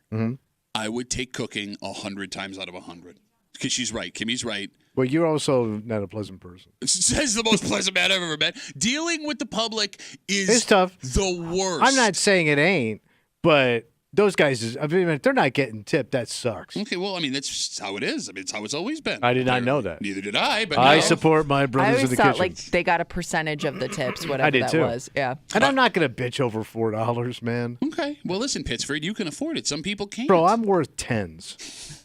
I'm guessing most people are just going to pay it and short the waitress or waiter on a tip if they wanted to be, you know what I mean? If they wanted to make a statement Balance about it out. Yeah, because I think that it may be assumed that that's a tip for, it's coming out of the regular tip anyways, so why would I tip the regular amount? Okay, I want you to put a pin in that. Yeah. Because we can loop back around to that, but there are folks waiting on hold, 252 WCMF. Again, we're talking about the kitchen appreciation fee, which have been showing up on bills at restaurants in the greater Rochester area. If you're unfamiliar with it, because according to New York state law, kitchen staff, the cooks and folks in the back, are not allowed to share in tips. Those restaurants, to incentivize the kitchen staff, has been taking this money, $2, $3, $4 per bill, and giving it directly to the kitchen. Now, if you see this fee on your bill and you don't want to pay it, you can simply ask them to take it off. They will take it off, no questions asked, but look like pretty big dick. Yes. Let's talk to Austin. Hello, Austin. Hello, Dizzy. How's it going? Good, buddy. What's up? So if you read any of the books by Anthony Bourdain, these chefs and cooks, they are barely making it as is. And even if they have a little bit of extra money, they're buying Coke from the guy behind the gas station counter. So, Austin, you're saying you're happily paying the kitchen appreciation fee?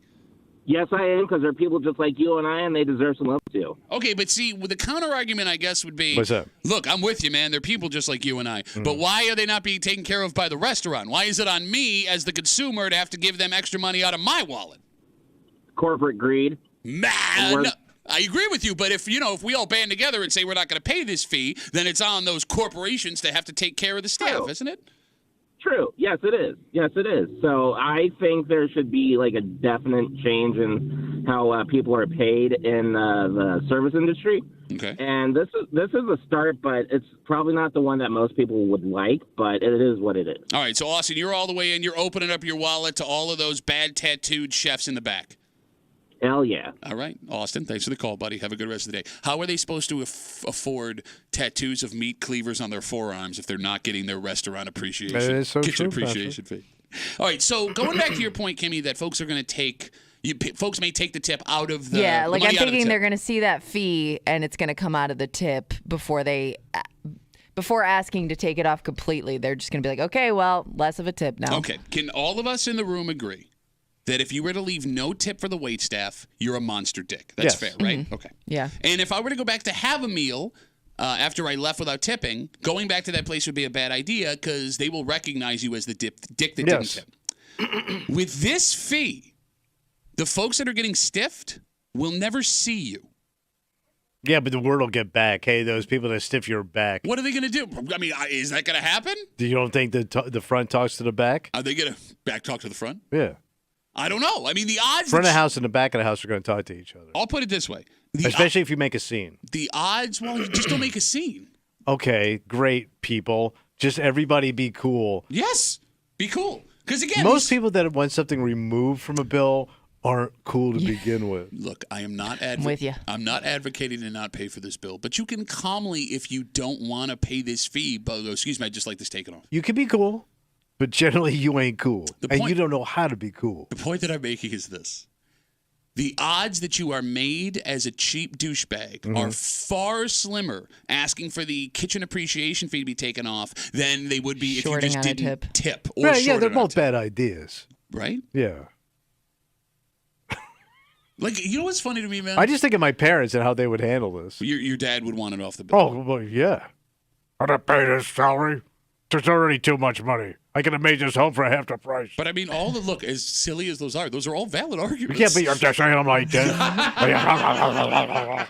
252 WCMF. I'm sorry, Kimmy, you were going to say? I was going to say, I could see people now knowing that this is a possibility, like almost asking to have it taken off up front before they even get their meal. Excuse me, do you do a kitchen appreciation fee? We would like to remove that from our bill up front. No, that's the worst move to make because then you're definitely Oh, getting I can something see people special doing in it, your- though. They'd rather do it now rather than have to ask for it later. You're not getting one over on me, crowd. 252 WCMF. Let's talk to Wyatt. Hello. What? What? Hey, what's up, guys? What up, bud? All right, so I think the kitchen appreciation fee should be a mandatory thing you have to pay. And, if they give you the opportunity to ask for it to be taken off and it makes you look like a douchebag, that's just, I don't know, it just doesn't make sense to me, honestly. Wait, I'm confused by your take here. So you think it's good to have the fee. What does it make sense about having the opportunity to take it off? Well, it's like, they're asking you to, if you want to pay it or not, and if you don't, then that's going to make you look bad. It's like, I don't know, it's kind of like, I don't know, to me, at least it seems like they're kind of forcing you into a corner, Entrapment is the word you're looking for, Why? And that's illegal, I think. Entrapment, yeah. All right, Wyatt, do you work in the back of the house somewhere or no? Oh, no, I used to. I did for 2 months, and, yeah, I wasn't a fan personally. Okay. Wyatt couldn't cut it, dropping wings into the fry. All right, so Wyatt, Yeah. you're happy to pay the fee, or you're going to pay it because you don't want to look like a dick? A little bit of both. I don't want to look like a dick, but I would also be happy to pay it because, anything any restaurant workers go through is just, I don't know how any of y'all do it. All right, well, Wyatt, thank you for the call, buddy. Wyatt was overcome with emotion, was having a hard time explaining how he felt. For his brethren. We got Facebook messages coming in, a ton of them. You can always get us at WCMF for the Break Room Facebook page. Brian writes, I would probably pay it because it's just a few dollars, but why are these restaurants asking us to give their staff raises? The salary of the employees is on the place of business. It shouldn't be up to us to decide how much a chef or a dishwasher makes in a night. I mean, that's so a great in some point. countries, you don't tip because they pay them a living wage. But do you want to pay those prices? Okay, here's the thing. Wow. That's what cheap tourists say when they go on vacation. Maybe. You dick. But no, You they'll tell you. insult them by giving them a Yeah, tip. yeah. They don't want your money. Do you not tip when you go in other countries? I, Canada, you don't even tip in Canada. You They don't want it. It is surprising what? that such a tiny percentage of the bill, $2, $3, $4, $5, that these restaurants just don't work it into the cost of the meal. Right. Because they could. And, right. And you probably wouldn't notice. No. $2 to $5 spread amongst apps, entrees, drinks. Like, Yeah. why would you not just? The fact that they're willing to give people the opportunity to say no to $4, that's more of a dick move on the Maybe restaurant's it's to part. say you have an option. I don't know. Okay, but again, you shouldn't give me the option. If you believe that your staff is not being paid the correct wage, build it into the cost of the food or pay them more. All right. Is that a fair statement? That is true. Eric writes us, more Facebook messages coming in. I see you guys on hold. Give me 1 sec here. Eric writes us as we're talking about this kitchen appreciation fee, which is shown up on bills in the greater Rochester area. Long story short, it's money that goes directly to the kitchen staff, anywhere between like $1 to like $5. Eric writes, why do you keep saying douche? Why am I a douche if I refuse to pay for a voluntary service fee that they're trying to sneak past me? That makes me a more conscious consumer, not someone who did anything wrong. You can just lay down and take it if you want. I will not. And you also keep saying a few dollars. Well, after 10, 20 meals out, that's a whole extra meal you're paying for. That's But a if you're major eating douche. 10, 20 meals Out. And he's an itemizer. When he gets his bill, he itemized. They charge you for the ice. A refill charge. I do get infuriated with refill charges. Well, you're a big Diet Coke guy. Yeah, that Diet Coke costs you 12 cents. You get Oh, charged. now you're turning it. Let me tell you something. There's a 200% markup on soda. No, here's they the thing. call it liquid gold for a reason. Yeah, he's right. Here's the thing, though. Here's the thing. It's the places that charge you for refills are also the ones that jam it with ice and give you the smallest glass. It is infuriating to me when I get that bill back You're turning into that guy. and I bro. see $3 Diet Coke, $9 on a 2-liter of Diet Coke. I just spent it this way. Get out And of I'm my not tipping on the tax either. I'm not giving Hochul a tip. 252 WCMF. Let's talk to Teddy. Hey, Teddy, what's up, brother? Morning. How are you? Good, man. What's up? Hey, I think people should be tipping because some of the biggest restaurant, takeout restaurant, they have their own person who take order. I'm sorry. Say that again, Teddy. I misunderstood. A lot of restaurants, they have somebody who just take order for the to-go. Oh, the to-go order person. Okay, I get what you're saying.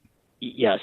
And also, I finding out a couple times that somebody ordered to go, and then they decided coming to the restaurant early because usually they pay ahead time.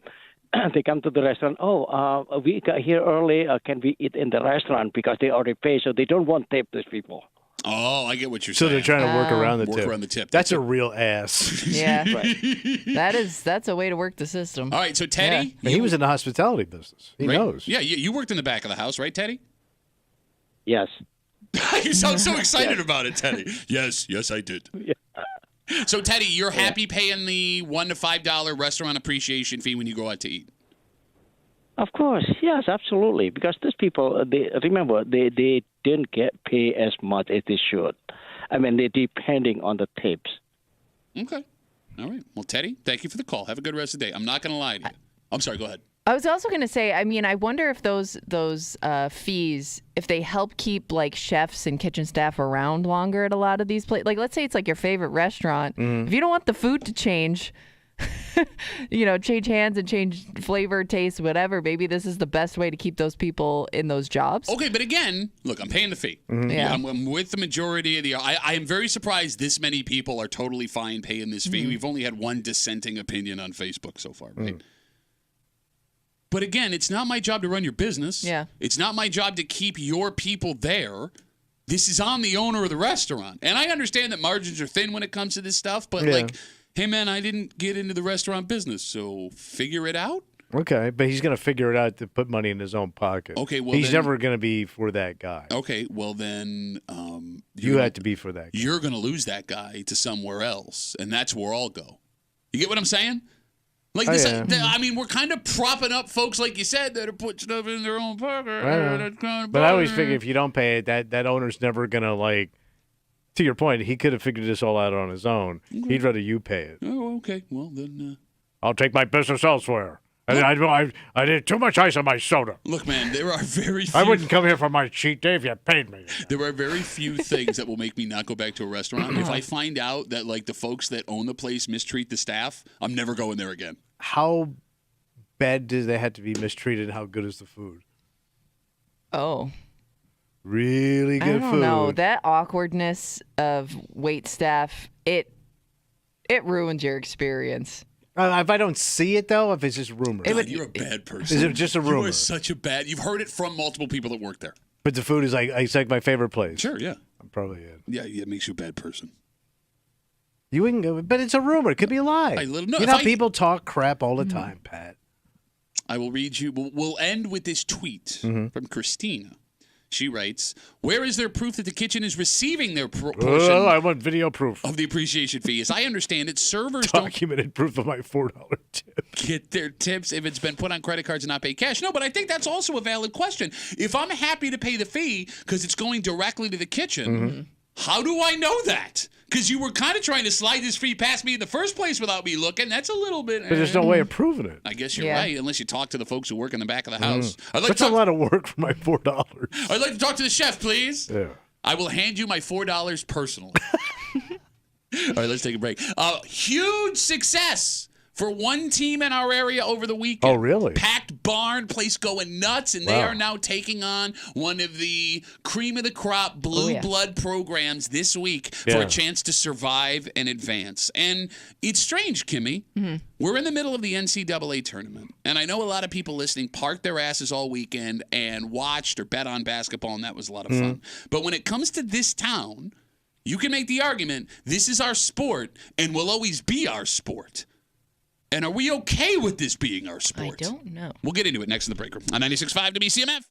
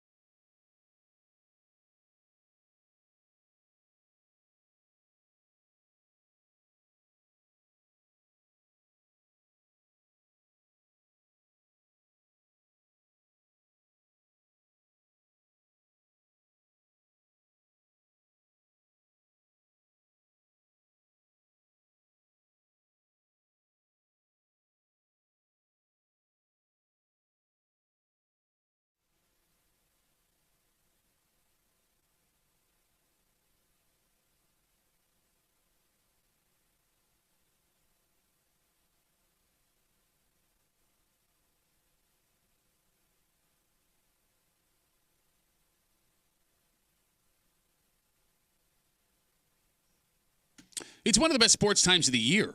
Oh, yeah, you're packed. You got the overlap. Yep, NCAA tournament going on. The NBA is reaching its playoff, same with the NHL. You got Major League Baseball starting up very, very soon, and the NFL draft is literally right around the corner. The draft. It's all happening at the same time, Tommy. Yeah. Yet, one sport we didn't name is what's putting Rochester on the map today. I didn't even know this was going on until Kimmy said what she was doing this weekend. She works doing this. But I didn't realize it. How much...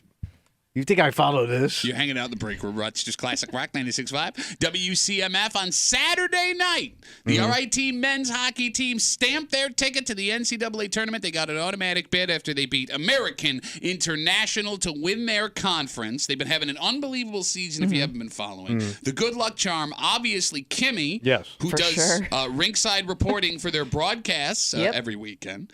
So it's a weird time right now. Because odds are, if you're a sports fan, you spent your weekend glued to the television watching NCAA basketball. Going on. Oh, yeah. There's a lot going on with the NFL. They got the coaches and the GM meetings right now, and there's still free agency stuff going on, getting ready for the draft. Kimmy, the NBA is really, really good right now, but that took a backseat to NCAA basketball. And Major League Baseball is in spring training, and opening day is right around the corner. And there's controversy there. Yep, you got all that stuff. People stealing money. Oh, man. Big money. Potential Asian Pete Rose situation going on. That being said, Rochester is a hockey town. And you can make the argument the most successful sports teams of the last 20 years have been both the Amerks and RIT men's hockey. 2010, RIT men's hockey making a Frozen Four. They're 2 wins away from doing that right now. They play Boston University, the Terriers, which is a blue blood program. Tough program, yeah. On Thursday morning in South Dakota? Yeah. Yeah, why not? Let's put those two teams in South Dakota. It's just how this works, man. There's teams. Wait, they're playing in the morning? Thursday. I don't know if it's Thursday at like 5 o'clock, I think. Yeah, that makes sense. Perfect time. Can they make it more difficult to see these games? Why would that be difficult for you Can to they play watch behind a curtain? I can just hear it. Why would it be difficult for you to watch a game on TV at 5 o'clock on Thursday? Most people are not going to watch a game at 5 o'clock in the afternoon. You. Not even home yet. It would be almost as stupid as playing college basketball at noon on a Thursday. But and you're not popular. The old man wave. So, Rochester doesn't have football. We don't have Division I college basketball. As great as going to Red Wings games are, it's not like there's thousands of diehard Nationals fans. Occasionally you get a professional player or Major League Baseball player coming through. But you're not going to watch that box score every week religiously, right? Arguably the most popular youth sport in Rochester is hockey. Every rink is jammed every single weekend. But I'd say basketball's been rivaling. Rivaling? Why did that not sound right? It works.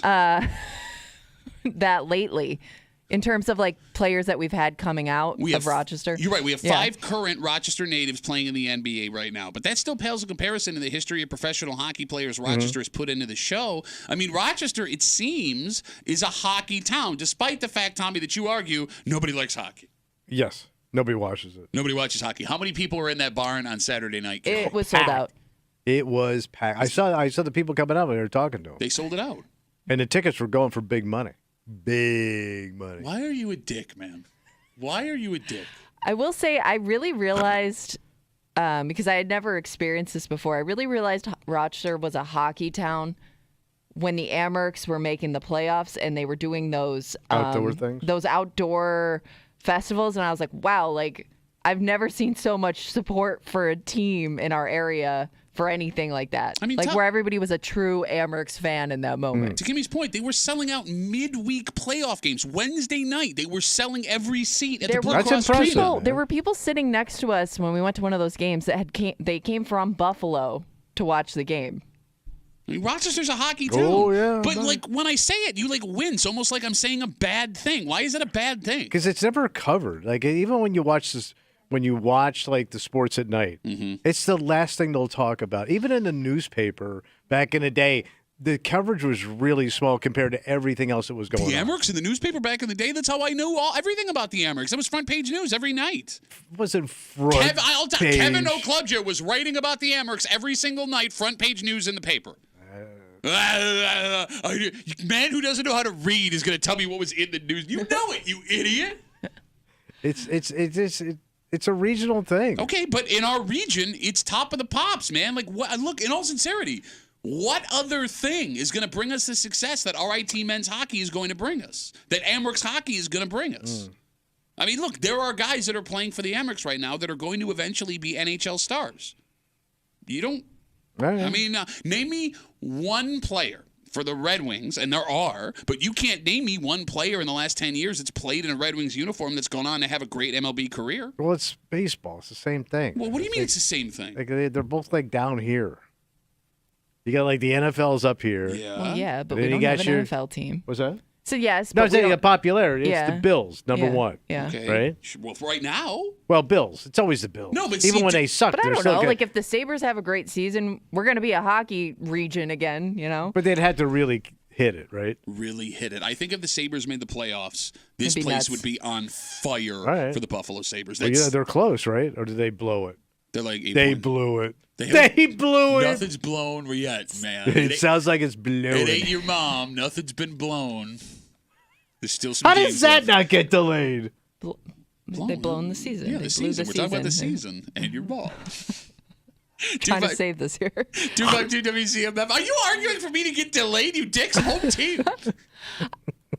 We're talking about RIT men's hockey. They won their conference tournament over the weekend. It's an automatic bid to the hockey NCAA tournament. It's much like basketball, just with a couple of fewer teams. They are 2 wins away from the Frozen Four, which would match the most success the program has ever had since 2010 when they went to the Frozen Four in one of their first years of Division I hockey. Where would I see it on TV? ESPN. Yeah. Oh, so it's regular, like, is it regular ES? No, because you got the tournaments this week. Tournament's It's not on ESPN. you idiot. Yeah, the No, but they do the basketball tournament. Women's tournament is on Yeah. ESPN, but that's maybe where they're playing it Thursday at 5 o'clock. Oh, okay. And then if they get to the Frozen Four, the national championship, that also would be on ESPN. Yeah, they'll like make Saturday sure to games. make room for Is it those one of games. those ESPNs I had to look for? I literally just Is said, it- Hey, It's honey, on do we have ESPN U hockey? That's- South Dakota. Where are they playing? Where are they playing the championship? Minnesota, where the Minnesota Wild play. Oh, okay. The home of hockey in America. Wow. Yeah. Okay. Any other problems? No, I want to see. I want to be able to watch. Shut You up. just put all your concerns to rest. Do you think Rochester is as big of a hockey town as it is a high school sports town? I think it's a bigger hockey town than it is You high school. think? You Because don't think so? I think we're really weird here about high school sports and like putting high school sports on like next level, because I know people that talk about kids that played high school sports like decades ago. They'll still bring up certain names and teams that like went far or won states, and it's just like funny to me that like that's something that sticks in your mind forever, to the point where it's almost like those kids at some point were like celebrities in Rochester. Okay, I understand what you're saying. Here's what you may not be able to wrap your head around, because you're from here. You're from here. Yeah. Tommy and I, we travel for a living. Yeah. I mean, there are full radio shows dedicated in the Midwest in every town to high school Sure, sports. you're right. Let me put it this way. When I played football at Aquinas, we played one game in Ohio at the Hall of Fame Stadium. Yeah, the stadium. Yeah, right? we played. What is it, like sold out? Yep, we played Canton McKinley. There was a guy that was sitting next to my parents, next to the other Aquinas parents, who was cheering for Canton McKinley, and they were like, "Why are you even sitting over here?" It's getting contentious. And his reply was, "This is where my season tickets are. They sell season tickets." Yes. Numbered season tickets to high school football. So to answer your question, Well, high school football, yes, is bigger in other places. basketball, all of it. I'm telling you. Okay. I'm telling you, I don't Kimmy, know I've never though, man. seen Like anything the way it. people just remember names of kids they've never met or Okay. never seen played. Maybe. I think it's pretty prevalent here, and maybe it's just. I always said there was like town to town. Like you cared about your town. No. Not so much about other towns. Like if your kid went to that school, you followed it. They graduated, and you kind of faded away from it. Yeah, I don't know. I mean, look, I'm coming into the years where my daughter's in high school, so maybe Yeah. I'll become that guy, but I don't know. I can tell you guys I hated that played for other schools when I was in high school. Is that sad? You hated what? Guys who I played against. Oh yeah. Is that sad? Well, That's I mean, I understand standard you were boy playing crap. at the same time they were, so it's not as weird. Not sad. What's weird is like the parents that still hold on to that hate for Yeah. kids that their kid played against. That's a little weird. No, I'm with you on that. All right, let's take a break, everyone. I hope we got to move on again. Thursday, BURIT. Check your brackets, man. Look, man, look. I know it. Shut up. I'm going to talk to Kimmy now. Yeah. They say that a hot goalie wins you these tournaments. It And helps. RIT Who they has got? had a hot goalie. What's his name? Tommy Scarfoni. Oh, Italian boy. Bro, Yep. how do you not love him? All right. How about he plays with a derby on? It's True. Scarfoni? Scarfoni. Yep. All right. Like every time he makes a save, little plastic meatballs fall out of his pants. It's true. It's amazing to see. I do like the name. They got to stop the game and pick up all the little plastic. So he's meatballs. like some Long Island It's a kid? great name. I think he's from Montreal. Oh, an Italian Montrealer. You know, there's a big mob influence in Montreal. Well, they have a big Little Italy up there. A big And Little Italy, do they? They do. Yeah, it's really weird because it's hard for them with the accent to say it. Oh, Italy. It's amazing how much. much. There's a lot of organized crime up there. But it's like French organized crime. Okay, let's take a break. Good partnership means that one person is going to pick up the slack where the other person can't do it, and vice versa. Okay. Right? That works with a relationship. All right. Right? Your spouse does things for you, and you do things for your spouse. But you may not realize how much your spouse does for you and how little you know about some things. Because every once in a while, when your spouse is no longer there to help you, you have the realization that you, as a husband, as a wife, may not be able to function on your own anymore. This has to be more on husbands. I don't know. But we'll get into it next in the Right. break room on 96.5 WCMF.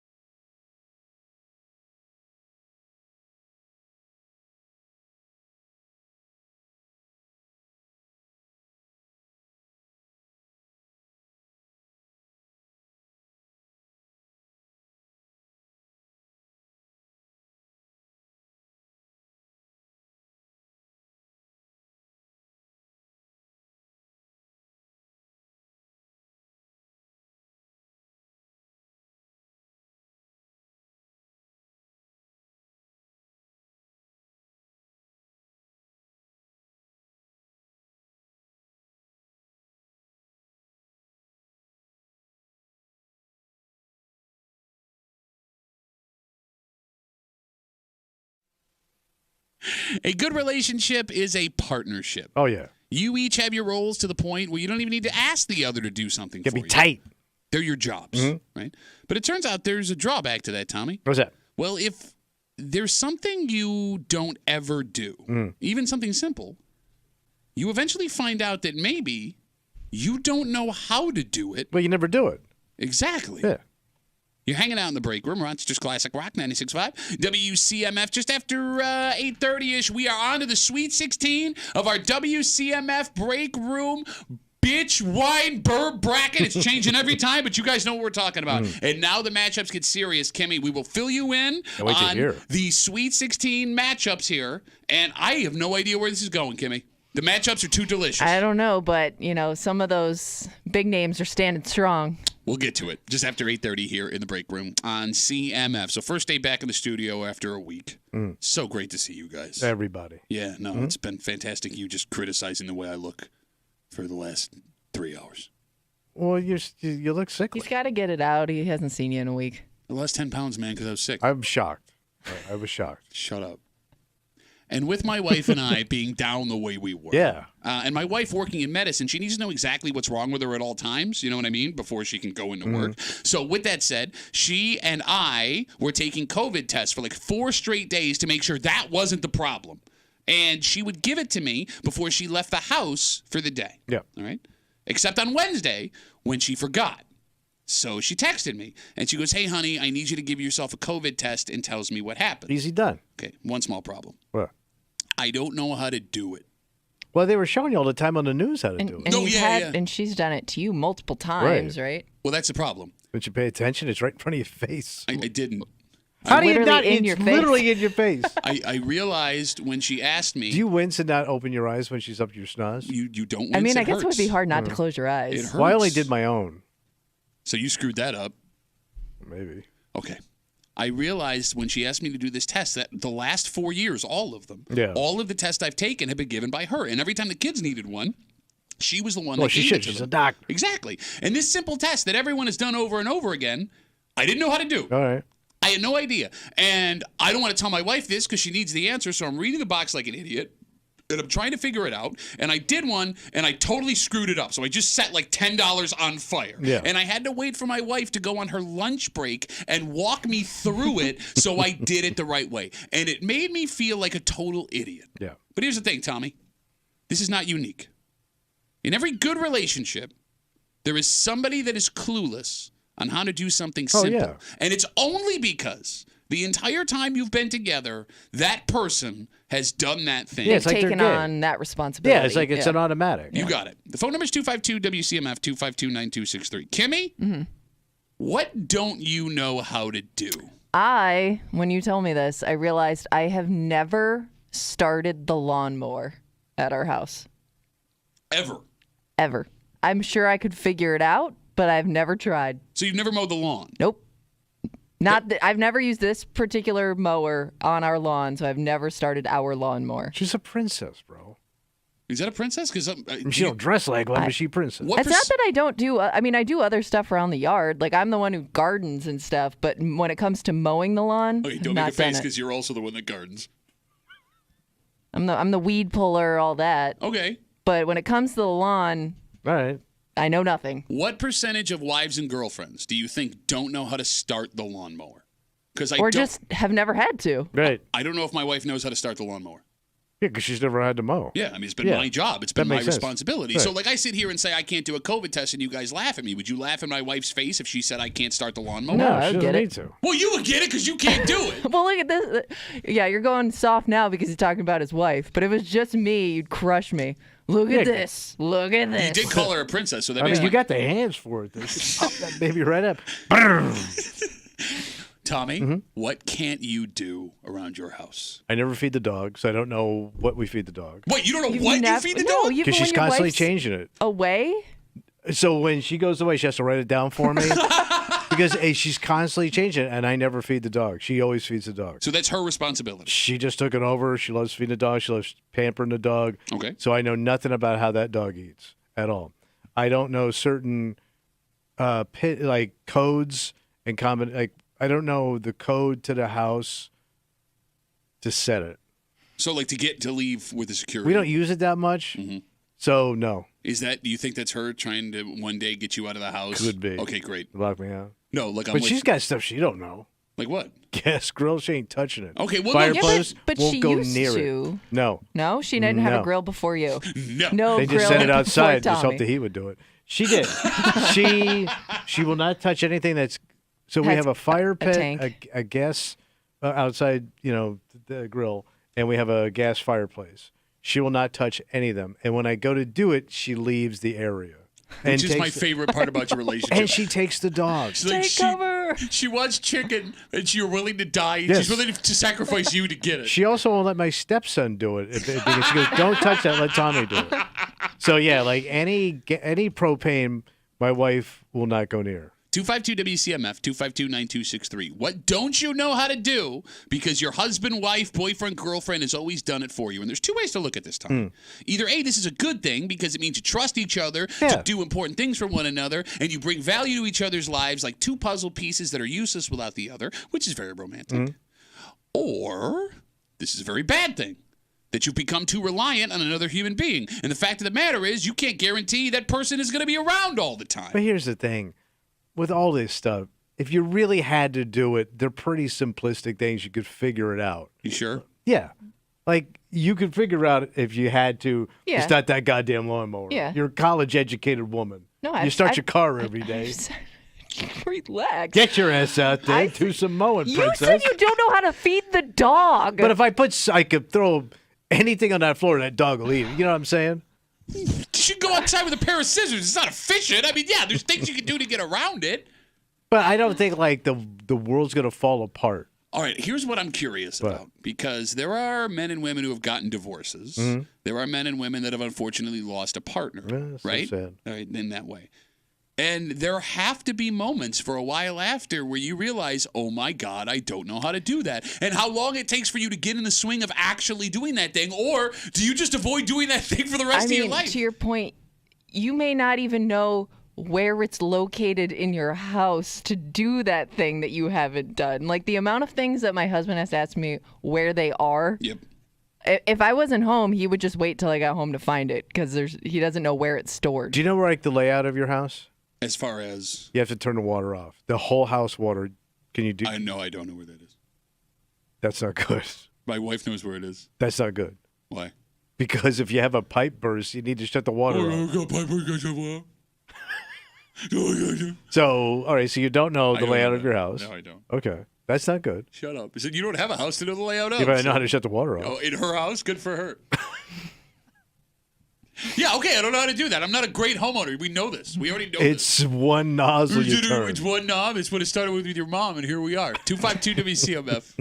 252-9263. I realized last week while I was homesick, despite the fact that for 4 years we've had COVID tests that existed, and I've taken probably 2-3 dozen of them over that time.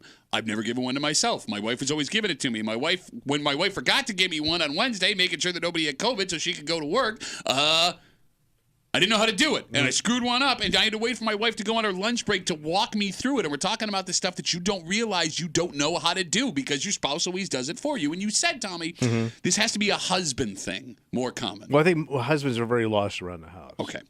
The most common thing that ladies do not know how to do, always the same. Oh, I know. The remote. Nailed it.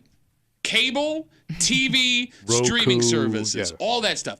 My wife is brilliant. She's an Ivy League educated doctor. And every time she wants to watch something, I either have to do it for her or get on FaceTime to walk her through it. And I've showed her a dozen times, and it doesn't take. And it's the same thing with her phone. I'm not even a tech person, but in my house, I am in charge of all of the things with buttons because my wife just can't figure it out. You're in charge of troubleshooting. So, like, she could do it until something goes wrong, probably, and now I'm lost. No, she can't do it. But women treat the remote like they treat a man's penis. Ugh. Too many remotes. They're ugly. They're just ugly and just put it away. No, but it's not hard, Kimmy, because I'm not looking at your face. It's not hard. I know. Well, no, I mean, I may be the exception. Oh, here we go. I love how in her house it's always my different. husband doesn't watch TV, so I'm the one who uses it majority of the time. Okay. I would like to point out how bad it is for women in remotes. when Tommy Muley is the one dealing with the technology I'm tech in the savvy. house. In my house, I can fire that thing up immediately. Ladies, I don't get it. Like, when did you all decide as a gender that you weren't going to do streaming cable? You weren't going to figure out how to change from TV to whatever? Like, why? I know. Why? And it makes our lives so much harder. So, like, if when we go to, like, Bill's, like, we go out to Bill Gray's, right? Yeah. Before I leave, I have to set the TV up for her so she can watch it in 2 rooms because she likes to walk around and do stuff while she's watching Like watch the game? Yes. Yeah, so I had to put it on the other room so she can watch it. If I am going to a Bills game, we'll leave at like 7 o'clock in the morning. I have to turn the TV on the station that the Bills game will be on before I leave. Yes. And my wife has to leave it on that channel all day to know what station the Bills game's going to be on. Yeah. It's ridiculous. Why? And then my wife, if I even like question, like, hey, what do you mean? Like, she gets offended that she doesn't know how to do it. See, I would think, like, out of desperation, you kind of have to figure that out because if I really want to watch something and you're not home, I'm going to figure that out. No, she'll just go do something else. Okay, so we bring up the technology for women. Yeah. For men, it's everything else. All the things your appliances do, all the special stuff on the stove, the washing machine, the dishwasher, the places where you need to buy the special things you need. You brought up the dog food, kids' medicine, stuff for their activities. And then there are the toss-up ones that one takes over the other and it becomes their thing. They what? For example, if you have kids, there is one parent responsible for making all doctor's appointments, taking them, and then picking up the prescriptions. And it's not definitely the mom. Yeah. It's not definitely the dad. But once one person does that, you're locked in. It's your job for the rest of parenting. And that's the one thing they don't teach you about becoming a young couple. Is like when you start out, consider your spots. What's going to be yours? Do less. Just like make sure that's where you want to sit on that couch for the rest of your life. Where you're going to sleep in the bed. Pick your bed. Yep. Yeah. Pick the stuff outside. Pick your chores stuff. because you're locked in forever. No, see, here's the thing. I started sleeping closest to the door in our room when we first got our house because my wife wanted me murdered first. Okay, but then as the kids came, she wanted to sleep closer to the door so she could get to the kids faster. Wow, so you guys swapped. We did. I think that's pretty normal. But I didn't have a chance. Yeah. I didn't have a choice. Yeah. Like, she told me, now you're moving. And I was like, yeah, but this is my, okay. But like where you sit, where your stuff goes, it gets locked in. And anything you establish, there will be encroachment. You will establish a closet. You will establish space for your stuff. But there will be encroachment. He's right. And it's always from the female point of view. Well, yeah, but you're also a bitch. There is no male encroachment. You're a bitch that needs a lot of closet space. I don't think most men care that their wife takes over closet space. I like to look sharp. No, and you nailed it. For my lady. Buddy. Doing this for my lady. Doing that? Lady. Do you think most couples are okay with the balance that they have? I think you get comfortable with it. You always want a little. We're Americans, man. We want always more, want though? a little bit more territory. Do you want? But that's more responsibility. No, it depends. I want as little responsibility No, as possible. but you Because like you even said your dad had such little responsibility. He didn't even know you where you went to school. He couldn't have picked you up. He sent a check there. Yeah. No, but like if you had the garage, your man cave, a space where you keep your stuff. Next thing you know, you're going to open up that thing and there's going to be some of her stuff in there. Okay, sure. Well, I didn't have enough room for these. Oh, you're right about that. But when it comes to like the jobs that you do, The daily chores. yeah, I want as few of those. I want to be able to do the bare minimum where my wife doesn't they feel know like that. she's taking over all of it. Because I understand why you would resent someone when you feel like you're doing too much in the relationship. I don't want my wife to feel that. I'm trying to strike the balance of the minimum I can do without my wife resenting me. But here's the problem. Don't be too good at a job you don't want. That's what he's saying. But like if you she asks you to do something and you nail it, she's going to come back every time. Yeah, but here's the problem. I fall into that trap. Of course you do, because they sell it. She's but really you good. also want to do it right. Well, no, I don't care about doing I it love the right. way you do that. I can't do it like that. Wives are so good at Of course that. you can. You're like the best weeder I've ever seen in my life. Oh, my God, God. you're so strong. Like, she'll tell me, she'll be like, oh my God, you're so strong. I'll be like, yeah, I'm strong. I'll move more rocks. Look at me. I got sandbags. I'll move the sandbags too. And then all of a sudden, like, it's done. I'm like, oh, you idiot. Man, it's just the beginning of the Bible, man. We've been getting played. But like, I'm 37 years old. How am I stupid enough to fall for that every time? Yeah, I'm real good with the hose. I'll water the plants then. Once they found out that they could use your ego against you, the game was over. God, we're so stupid. We're so stupid. But this summer, Here comes stuff that needs to be moved out of the car. Oh, you're such a strong boy. Where's my strong little boy? Let's take a break. The Sweet 16 is kicked off with the NCAA men's basketball tournament, or will be kicking off this coming weekend, but nobody cares about that. Ooh. Because there's a Sweet 16 raging right now at WCMF.com. Come on. We have gotten through the first round of our WCMF Break Room Burr Bitch Wine Bracket, and if you're not familiar, we'll catch you up on everything. Kimmy? Yep. Now that we are on to the second round here, dear Lord, these matchups are delicious. It's going to get tense. Wow. We got East on East. We got City on West Side. We got a West Side matchup and we got two of the biggest suburbs in the greater Rochester area facing off against each other, mano a mano. And we'll get into all of it next here in the Break Room on 96.5 WCMF.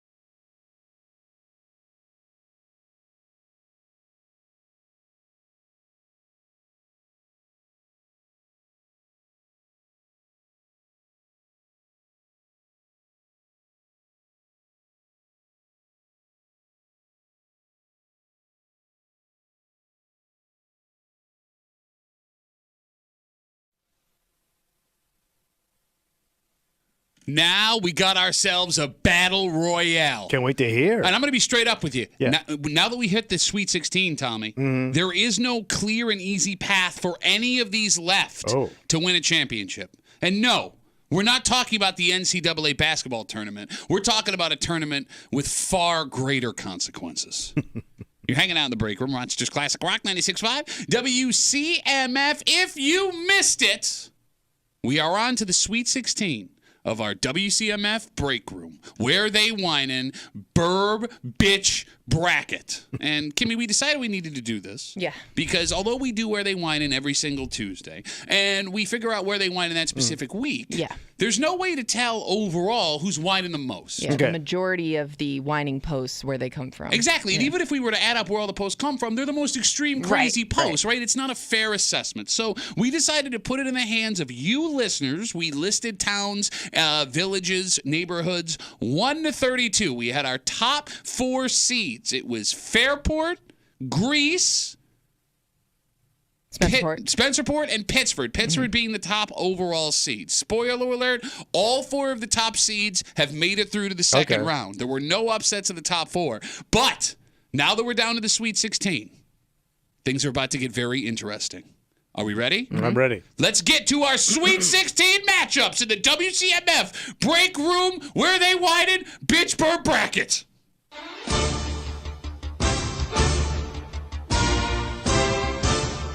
Tommy? Yeah, buddy. Your first matchup in the Sweet 16. Who we got? Your top overall seed, Pittsford. Who are they taking on? Faces off against the town of Webster. Ooh. Bro, that's what I'm saying, man. That's what I'm saying. Like, it was all pretty clear when everything started 1 through 32. Pittsford, Webster, it's 2 different kinds of bitching. Oh, yeah. 2 different kinds of whining. But there's solid wine in each of them. Our second matchup, the village of Fairport and their government-subsidized porches. Yeah, who are they taking on? Takes on the town of Brighton. Ooh, that's a tough one, That's too. another good That's one. what I'm saying. Two money towns. That's what I'm saying, right? I mean, you got cash on cash, son, right? Are you ready for your third matchup? Yeah. And this is where it gets really interesting because it's the first matchup of 2 non-East Side communities. Oh, so now we're dabbling in the West? Well, kind of. We have the town of Parrington facing off against the neighborhood of Park Ave. Oh. That's an interesting matchup. Yeah. Two very Small different school. places. Small Park Ave is the small well, school. you're just a street. We move on. East Rochester will be taking on the west side town of Brockport. Okay. And if we go back to our first round here, I think you can make the argument that Brockport was the first upset of the tournament. They somehow topped Cornhill to make it into the second round. Is that surprising to you? No, it's another small program, you know. Okay. Older, smaller program. We move on. Second arguable upset of the first round. We had the Battle of 96. That's what they were calling it, Yep. Tom. Okay. We now know who came out on top. Yep, you had borderline neighbors in Canandaigua taking on Victor. Canandaigua, the biggest bitch of those 2 towns, they will be taking on Penfield in the Sweet 16. Canandaigua's got this all the way. I don't know. You think so? Oh, yeah. Penfield? Bro, they just bitch and whine nonstop in Penfield. But Canandaigua's just got a lot going on. They always do. Let's move back to the west side. We have our first double west side matchup. The neighborhood of the South Wedge will be facing off against the town of Gates. Oh, because the South Wedge is a weird area. How so? I never think of it as the city. It is. It's very hipster. Okay. It's more like Park Avenue to me. It's kind of its own unique little. I mean, it's got stuff going place. on. You got multiple coffee shops. Yeah. Yeah. And you have farmers markets. Yeah, but that's not Park Ave, man. Park Ave ain't like multiple coffee shops and But farmers it's like markets. hipster. Who are they taking on? They're taking on the town of Gates. Oh, yeah, they're done. You think so? Oh, yeah. There's a lot. It's the hipsters versus convicts. Hipsters versus convicts. Get those T-shirts printed. We wrap up with the 2 final matchups in the Sweet 16. Another West Side battle. The town of Chilai takes on the village of Spencerport. Oh. 2 neighbors. Yep, and Pittsford to the west side, from what we understand. And finally, we wrap it up with the 2 biggest suburbs in the greater the big Rochester house. area. You're right. This would be the UNC versus Duke kind of situation. Henrietta takes on the town of Greece. Oh, yeah. I mean, look, man. Two of your biggest programs. 100%. And there is not a clear path for any of these towns to now move forward and guarantee an Elite Eight, a Final Four, or a championship here. Any one of these towns could win their matchup in this bracket, move on, and then it's anybody's game right now. I am very surprised that Canandaigua managed to move past Victor. Yes. They edged out Victor? Yes. Only because we Canandaigua, but when Canandaigua peaks, they're always in it. Yeah, I just think they make more news. They make more of a splash, so I think people associate that with whining more. Okay, but that's just it. They have more issues. Those issues does not equate to whining, right? Because but the dynamic of Canandaigua. Well, I guess Victor has a similar dynamic, but I don't know. You just really have like that the haves and have-nots. Look, don't get me wrong. I understand that Canandaigua has a lot going for it. Obviously, you got the resorts there, you got the bar restaurant scene there, next to folks that live in trailer parks, and that can you get some rough crowd in there too, bro. Okay, but Victor, I mean, look, you have the highest end mall in upstate New York, arguably up there in Victor. A lot of places to complain. You got all of those things, and then we've heard people bitching and oh, the retail theft is ridiculous. But most of that whining about like Eastview comes from Pittsford, not from Victor. What are you talking about? Because I think the surrounding towns. Yeah, because I think Pittsford takes Eastview as theirs. You're right. Not Victor. Nobody says it's out in Victor. But it is. Well, it is, but most people think it's theirs. You're the only person I've ever heard try to claim the mall for Pittsford. Because that's where all the money comes more from. like Monroe Ave area. That's what they always kind of pointed to as theirs. Like that was your Wegmans. But they take everything. Rich people grab everything for themselves. You're trying to. I've never heard anybody make the argument that the mall was in Pittsford. It's always been in Victor. But more people from Pittsford shop at that mall than Victor because Victor doesn't have enough people. Pittsford, I bet you Victor and Pittsford have the same amount of people. Not with this, buddy. What is that? What he's doing the money Not sign. with that, baby. Kimmy's all, bro, there's See that? That's right there. There is a ton of money in Victor. Oh, there is. A ton of money. It's kind of spread out though. Really? Yeah. Kimmy's on it to figure out the populations of the two towns. By the way, the voting is open right now. You can go to WCMF.com and do that right now. It'll be open for 4 days as the first round was. So by the end of the week, we should have our Elite Eight going into the weekend, just like the NCAA men's basketball tournament will. All right, Kimmy, what do we got? The population of Victor. Okay. About 15,000. All right, that's a lot of people. Not even close. Population of Pittsford. 29,000. Wow, I'm stunned. We got like 15,000 Brents. There's another matchup I'm dying to see work out here. Well, we brought them up again from the top to the bottom. Pittsford takes on Webster. Fairport takes on Brighton. Parrington and Park Ave. Canandaigua Penfield. South Wedge and Gage. Chili versus Spencerport. And Henrietta versus Greece in our Sweet 16. But that fourth matchup here. East Rochester versus Brockport. Yeah. Oh, man, two very separate programs. Yeah. That's what I mean. Like, it's almost like Yale versus San Diego State over the weekend. Like two places that could not be more the opposite of each other. East Rochester, tight, right on the border of the city. It's they call it West Side Island. They do. I mean, a very smart man, Kimmy, said that East Rochester is a piece of the West Side that broke off and floated over to the East Side. What does Brockport have to bitch about? Well, you have the college there. I mean, there's a lot going on there that changes the dynamic. Okay, but that town exists because of the college, right? Yeah, which means you're also under their thumb a little bit. Also a canal town. You also got that. We did figure all of the canal towns made it through to the second round. We did figure out the closer to water you are, the more of a bitch town you become. Yeah, because East Rochester it lives near the canal, but not on the canal. It's not a college town, but it's surrounded by colleges. Okay. So they're like their own little encampment. It is weird. Like, if you want to go to East Rochester, there's like a troll you have to talk to under a bridge. Like, it's not easy to get to East Rochester. No, it's not. All of a sudden, you're like right smack dab in the middle. Even when you get off at the exit you're supposed to for East You ain't Rochester. No. Right? It's like that weird, like, hook around, right? Keep going, down the street, and Piano Works. There we are. It's got its own time zone. It's just very weird. It doesn't. No, but like even being in the village of East Rochester, it's a very quaint little place. To the point where, you drive down the main street there, you go past the Wendy's, past where, the Railway Diner that's right there. Yeah. You get to that corner and there's that little park with like those apartment complexes. Punk-ass park, Oh, it's punk ass park. It's bro. not punk ass park. It is punk, bro. How much time have you spent in East Rochester? A lot. I'm right there. You don't Yeah, spend but you any don't- time in East Yeah. Rochester. In and out of there all the time, man. What is the name of that park? That park is so quaint and old school. Like whenever I have to drive by it, I half expect to see like 8-year-old kids in full flannel baseball uniforms while some guy in a full white outfit is trying to sell them popsicles. Like it's the Just most a moment in time. Kimmy, it is. Like That guy might be out there. there is some. I mean, all the kids still walk to school in East It is Rochester. Very because it's so walkable. small. Well, because it's so small. It's such like it's a town that's been frozen in time forever. Like there is something I love about East Rochester. It's. Eh? I mean, it's got. I mean, I always go there because I need something, but that's it. When do you Or I'm leave? passing through. You I never. pass through it a lot. I'll tell you what it's got. What's it got? It's got Leo's. Oh Yes, yeah, yes. so sweet, so Yes, sweet. it does. That thing's a complex. Okay, calm down. What It's do you eat? amazing. What can you eat at Leo's? Everything. Shut up! You don't eat nothing. So sweet, so sweet. He just goes to smell the pies. Oh my God, love smelling some pie. You I don't are- like smelling pie? What's that? Oh, I love smelling pie. Me too. Yeah, Yeah. good. The one that Spencerport's going to take down Chile. I think the way that Spencerport residents have been hanging. Yeah, Mm-hmm. you're probably right. I think Gates takes down the South Wedge. I mean, that seems like a pretty easy pick.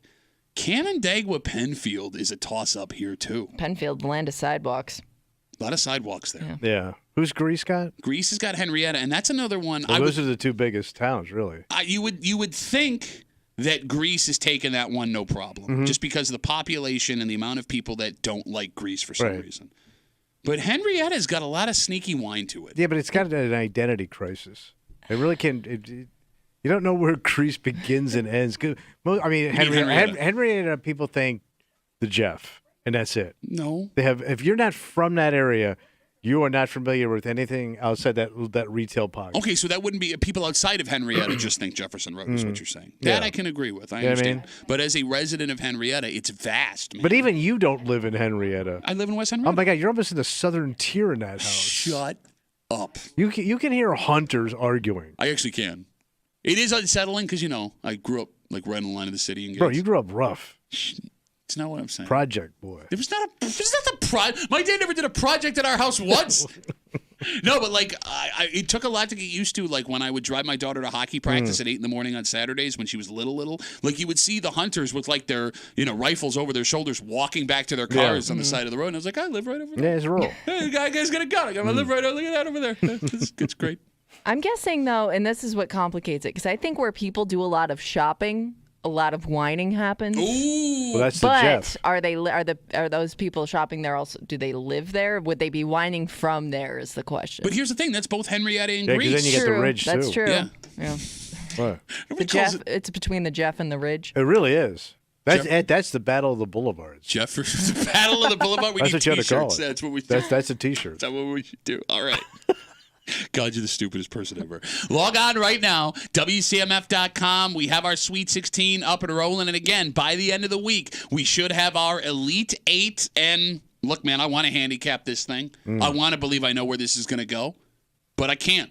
Okay. And now it's all in the hands of you folks. So, WCMF.com, good luck from your friends to all you towns out there fighting for that championship on CMF. This is, it was one of the best movies of the 90s. Oh. Didn't win any awards. It wasn't going to blow your mind with its message or special effects. It was just a fun, good movie.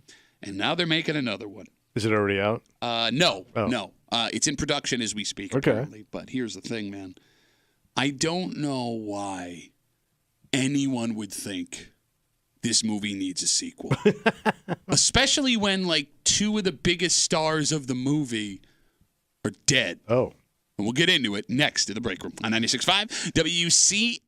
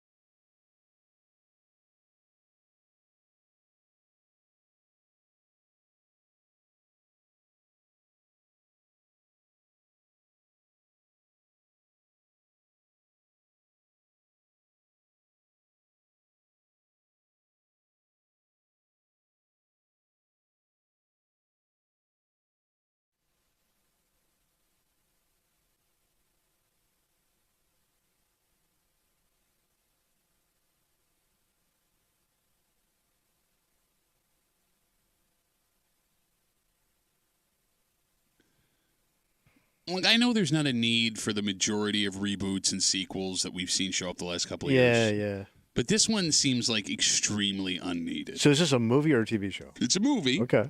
And look, when the movie came out, it was great. But I think you could argue you caught lightning in a bottle with this movie. It was timely. Yeah. It hit at the right time. It was perfect for the time it was released in. And, like, to go back and watch it again with the people now, the age they are. Also, they'll have the same cast. It sounds like it. Okay. You're hanging out in the break room. Rochester's Classic Rock, 96.5 WCMF. As we speak, Adam Sandler is working on a script for Happy Gilmore 2. I did see this. Yeah.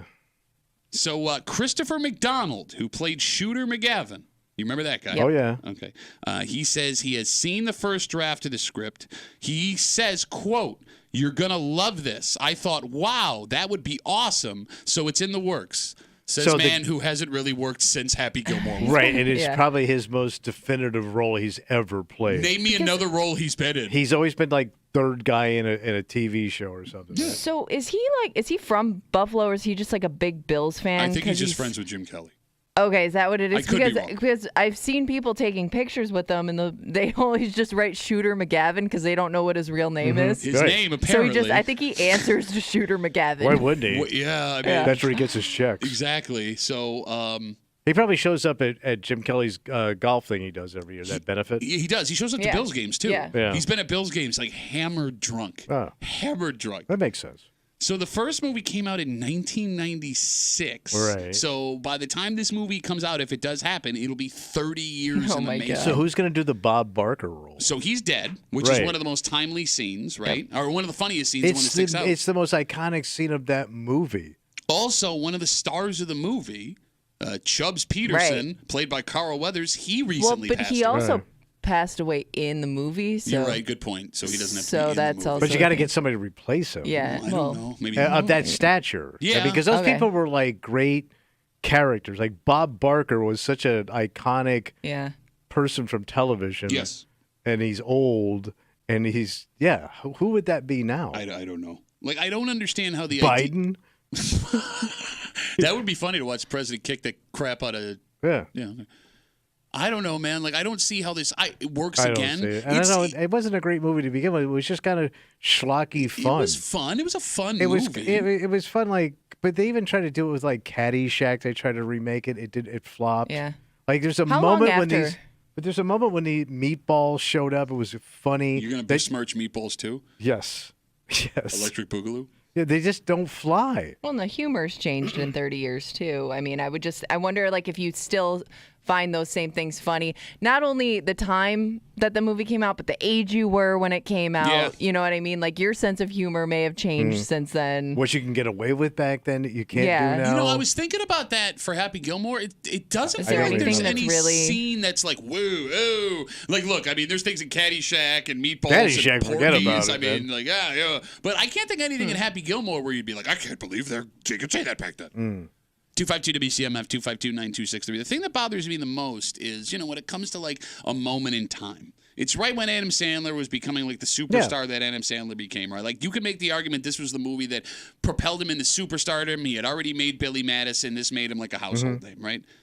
There's something about him now almost in his 60s. Is he 60? Got to be pushing it. Right?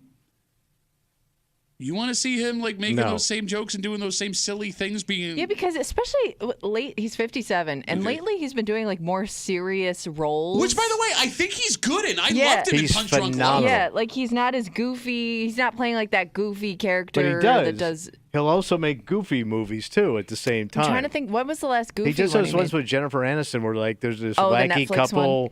like trapped in some like European place where they're in trouble, and it's just like goofy schlocky comedy. And he's done a couple of he's got to do with Netflix where he's done a couple of movies with all his friends where they pay him to go on vacation with his friends and they just kind of film a movie while it's happening, right? We'll do a movie while we're there. But he did this other one in the Diamond District in New York City, which is gritty as hell and phenomenal. And there was also that movie where he played the basketball scout. Sports agent. And that was great. That was good. But then he'll do junk comedy that sucks. Well, look, I mean, I guess, like, you go back to where your bread is buttered. I just don't understand why you think you're going to butter your bread here again. It feels like it's going to be bad. And you know what sucks about these re-releases decades later, sequels decades later, is it does take away from the original movie. Yeah, And my agree. wife, so when you watch that movie originally, you watched it with your buddies. Yeah. Now you have to watch it with your wife. Or your kids. Or your kids. Yeah. And my wife has no interest in this at all. She could care less. She's not going to think it's funny. She's never saw the first one. So you'd have to watch it by yourself. Good luck finding that time. Well, it's funny you bring that up. So there is one reboot that I'm interested in only because I loved this movie when I was a kid. Like that new Ghostbusters movie this weekend led the box office. They crushed, apparently. Bill Murray's in it. Dan Aykroyd's in it. Everybody's back that's still alive. I have to go back and watch all of the Ghostbusters with my kids so we can see this new Ghostbusters. That's a lot of homework. Oh, you want to update them on the past Ghostbusters? Well, look, the movies? original Ghostbusters is one of the greatest movies ever made. The original one was great. Okay, great. And I love Ghostbusters 2 only because I was a kid when it came out, and I think it still holds up. I will not take any arguments. I haven't seen any of the new ones yet, but I'm interested because everybody's back, and I heard they were halfway decent. So I'm in on that, but I feel like it's the kind of story that can age, whereas Happy Gilmore 2 is not. Yeah. Yeah, like does the new Happy Gilmore, I guess we don't know anything about it yet, but I wonder if it takes place if it's supposed to take place soon after that first one, or how they age everybody. Yeah, because everybody's old, Right. man. It's the senior open, Let me put Maybe it this that's what it is. Yeah, but which that's- every shot could be your last. And at this point, he's learned how to play golf without a hockey stick, I would think. Well, yeah, but and that's just it. It's not like a fish out of water story Yeah. Right. anymore. And that's what's bothersome. When Ghostbusters ended the way that it did, I could see myself wondering, I wonder what else happened to these characters. Whereas when Happy Gilmore finished, not a thought in my mind went to, Well, that'll do it. I wonder what Happy Gilmore's up to now. All right, but here's the thing. What? Adam Sandler does have a deal with Netflix where he has to crank out X amount of movies over the next 10 years. They don't know if this is part of that, but if it is on Netflix, if it's there, people are going to watch it. Yeah, you Yeah. can chip away at Yeah. it, too. And it's free. You don't have to invest in a movie No ticket. commitment. Yeah, you would have to go see that Ghostbusters movie over the weekend. So that's exciting. Got that going for us. Tommy, you'll watch a movie maybe to go get romantic at the end, huh? What are they showing? Well, no. Well, what do you mean? What are they showing? I'm saying you could take your wife to a dinner and a movie, Okay. have some drinks, and then go home and. Every man thinks that they are phenomenal in bed. Fair statement. And guys will go as far as tell you their tips and tricks. Yes. As this is what you gotta do to drive ladies crazy. And the reason every man thinks they're phenomenal in bed is no partner they've ever had has had the heart to look at them and say, "Hey, Stop. or you're not good at this." And turns out we don't need a woman to tell us that we're bad in bed. Because even if you think you're great, if you line up with any of these things we're about to discuss, That you're doing? yeah, Okay. you got a problem. All right. Because we're going to tell you whether or not you are bad in bed. So these are actual moves. that Not we can do. actual moves. It comes from a sex therapist. Okay. All right, we'll get into all of it. All right. And we'll do it next here in the break room on 96.5 WCMF.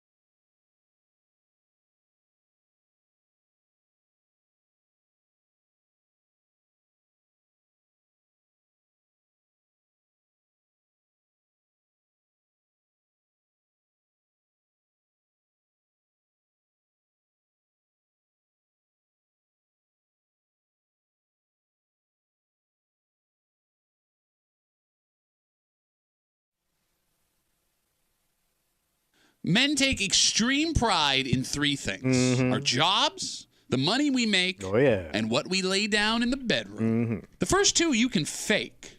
The last one, not so much. Yeah. In fact, you may not even be sure what you've been doing your whole life between the sheets is up to par. Well, that changes today. And there may be a few men who, after hearing this, start questioning everything they've ever known about getting down on it.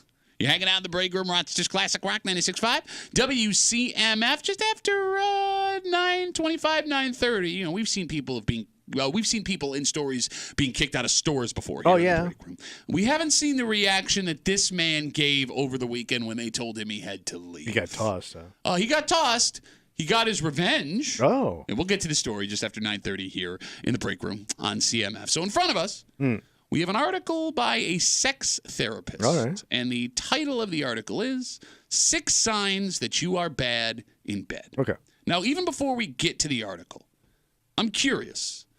How many men have even let that thought leak into their minds? I don't think any man ever. You think all men are so confident they've never even considered, am I bad in bed? Yes. You know, not even like when you're just starting out. Oh no, that's what the least. Oh, yeah, you are blind or whatever you're doing. Okay, see, I would think like that's where your confidence isn't quite there yet.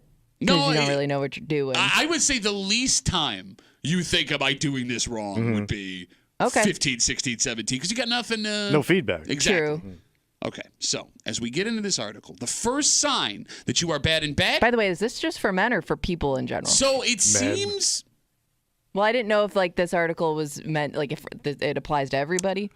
It says just in general, but it's written towards men. These are all male moves. All right. All right, so the first sign is you lack confidence, that you are not spontaneous or free to be open when the session starts. What does that mean to you two? Spontaneous and what? You're not spontaneous or free to be open while having sex with somebody.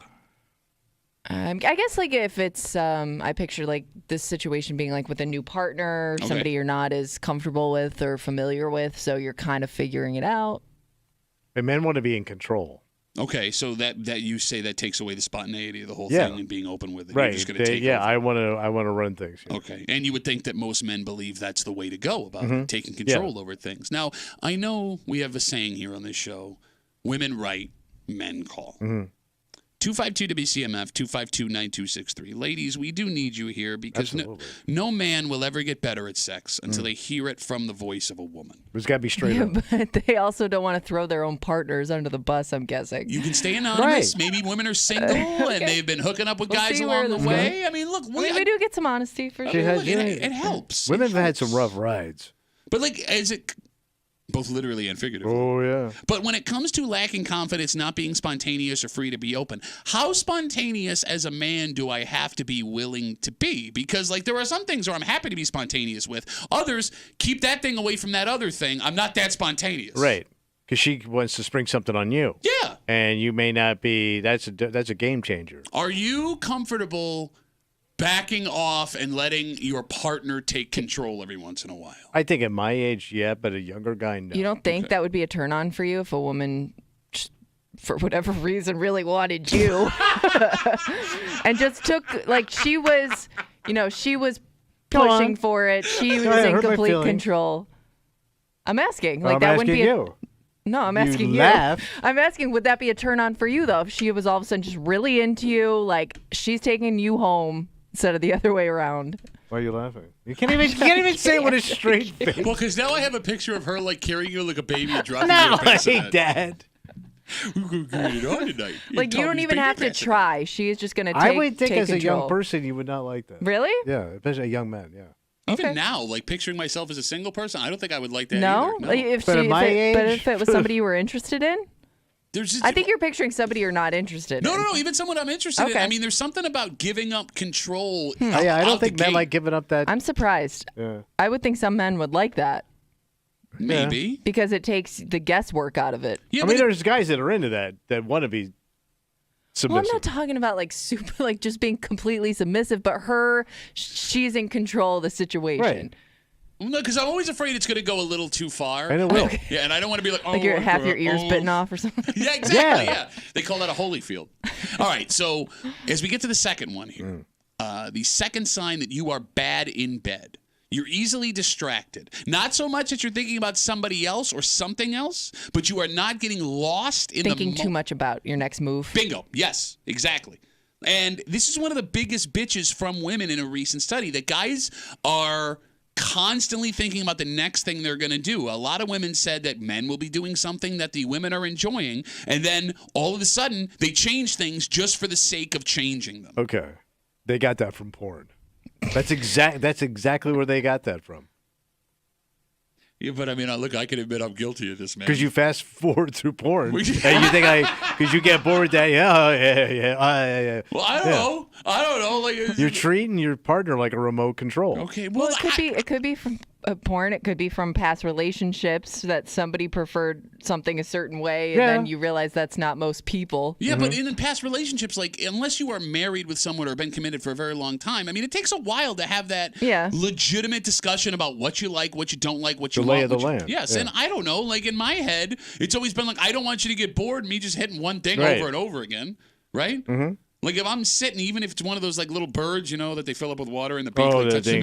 Like, if you do that for 15 minutes, it's eventually going to start to hurt, even though it's just kind of touching my hand. You know what I'm saying? Oh, yeah. We get to 3. It says that you don't change your routine. Sex is the same all the time. You start the same way. You do it the same way. You finish the same way. Like we're all going to finish the same way, unless I got another thing I can do. That one is the most interesting one. Because getting into a rut. Yes. I mean, if you're married. Very hard, because you only have a certain amount of windows that show up where you can have this. Exactly. And they're probably going to fall the same time every week, generally speaking. And like getting into sex as someone in a long-term relationship, right? Like you don't have the opportunity to like whisk them away to some place in a bar or like, hey, we're going to do stuff in the way home on the car. You know what I mean? Like you're not going to her place versus your place. Like it's the same bedroom you shared for the last 5, 10, 15, 20 years. Yeah. So how do I start it differently? How do I do it differently? How do I finish differently? I don't think you can. A lot of times because of your obligation. Okay, but I'm telling you, this is what women are saying is a problem. This is how they're telling us we're bad at sex. You're not changing your routine. That is making you bad at sex, and you're arguing. You're arguing with me. But I'm trying to think what that would be in a general husband, wife, 2 kids, we got a mortgage. Well, that's what I wonder if that could change with different phases of life. That complaint. What do you mean?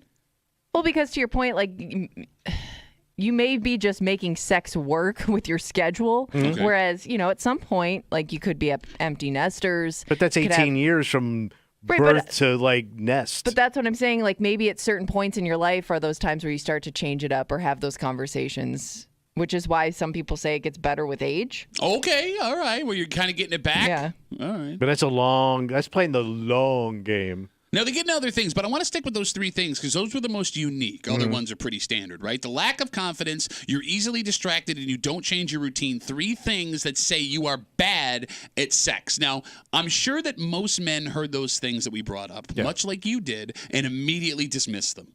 Like, you just dismissed that last one. Not me. Totally fine. Everything's good, guys. Because the idea as a man that you are not good in the sack could be devastating. Sure.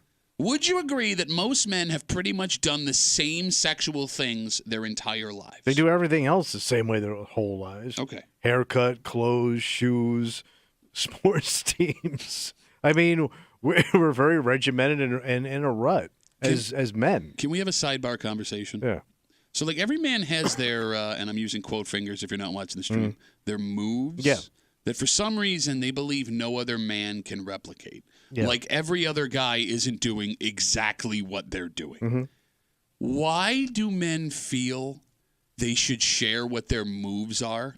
That they believe guys will straight up sometimes say. Share with each other? Yes. Oh, this thing I do with my tongue, fill in the blank. This thing I do with my finger, fill in the blank. See, what you need to do when she's in the mood I didn't think you guys had those conversations together. Kimmy, I don't like it. Yeah. Don't you think that would help to have those conversations? No, because their ideas suck. Yes, thank you.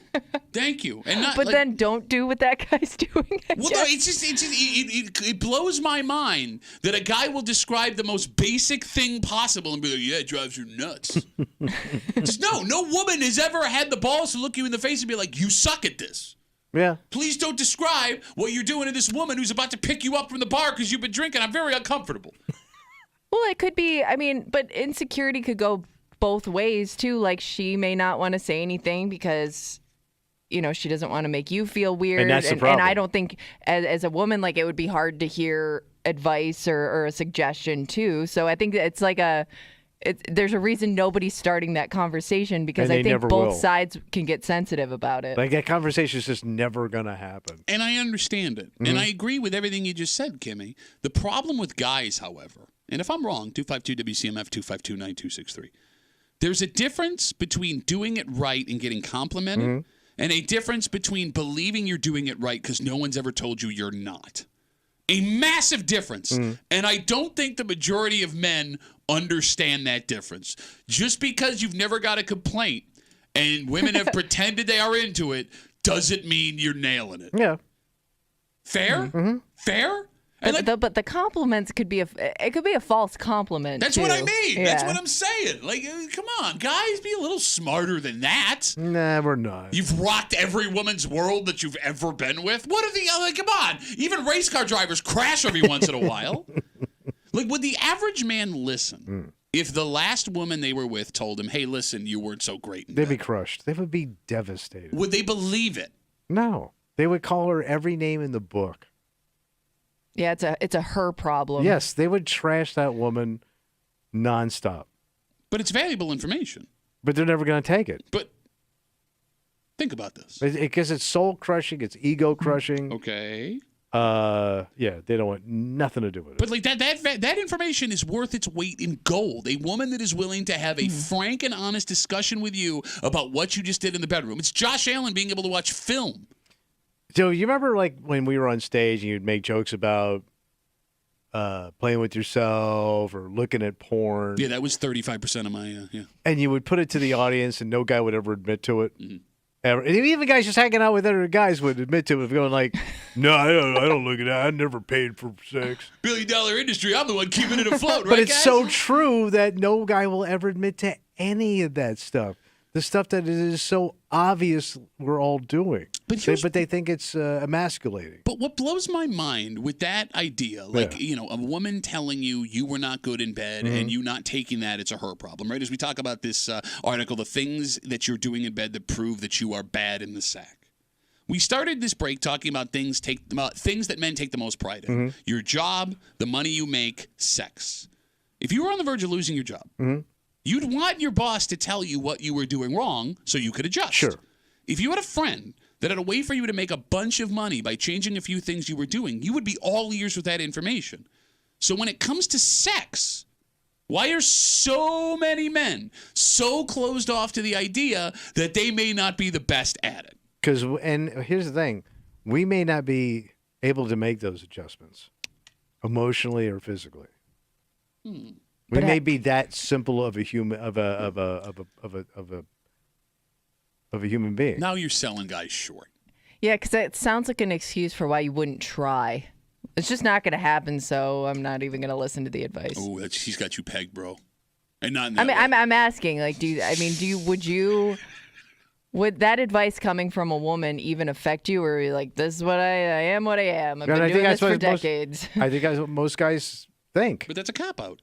It's a straight cop-out. But it's a safe cop-out. Okay, but that means you don't care about your partner enough to want to do things to make them feel better. I do care about her as long as she plays by my rules. Well, that's what I'm wondering. If a woman told you, not that you were bad, but there are things that like maybe she would prefer or you could do differently, would you want to see that woman again to prove yourself, or would you say screw it, like it's a her problem? No, I would love to see that woman again. I'll show you what I fixed. Nothing really, but let's try this one more time. And do you really want that guy back trying something he's completely unfamiliar with and really trying hard at it. But I'm guessing though, if maybe she told you that, maybe she is expecting to have fit again. And right? don't forget, there's some things guys won't do because they just think a guy shouldn't have to do that. No, I agree with you. You're speaking about men called Italians.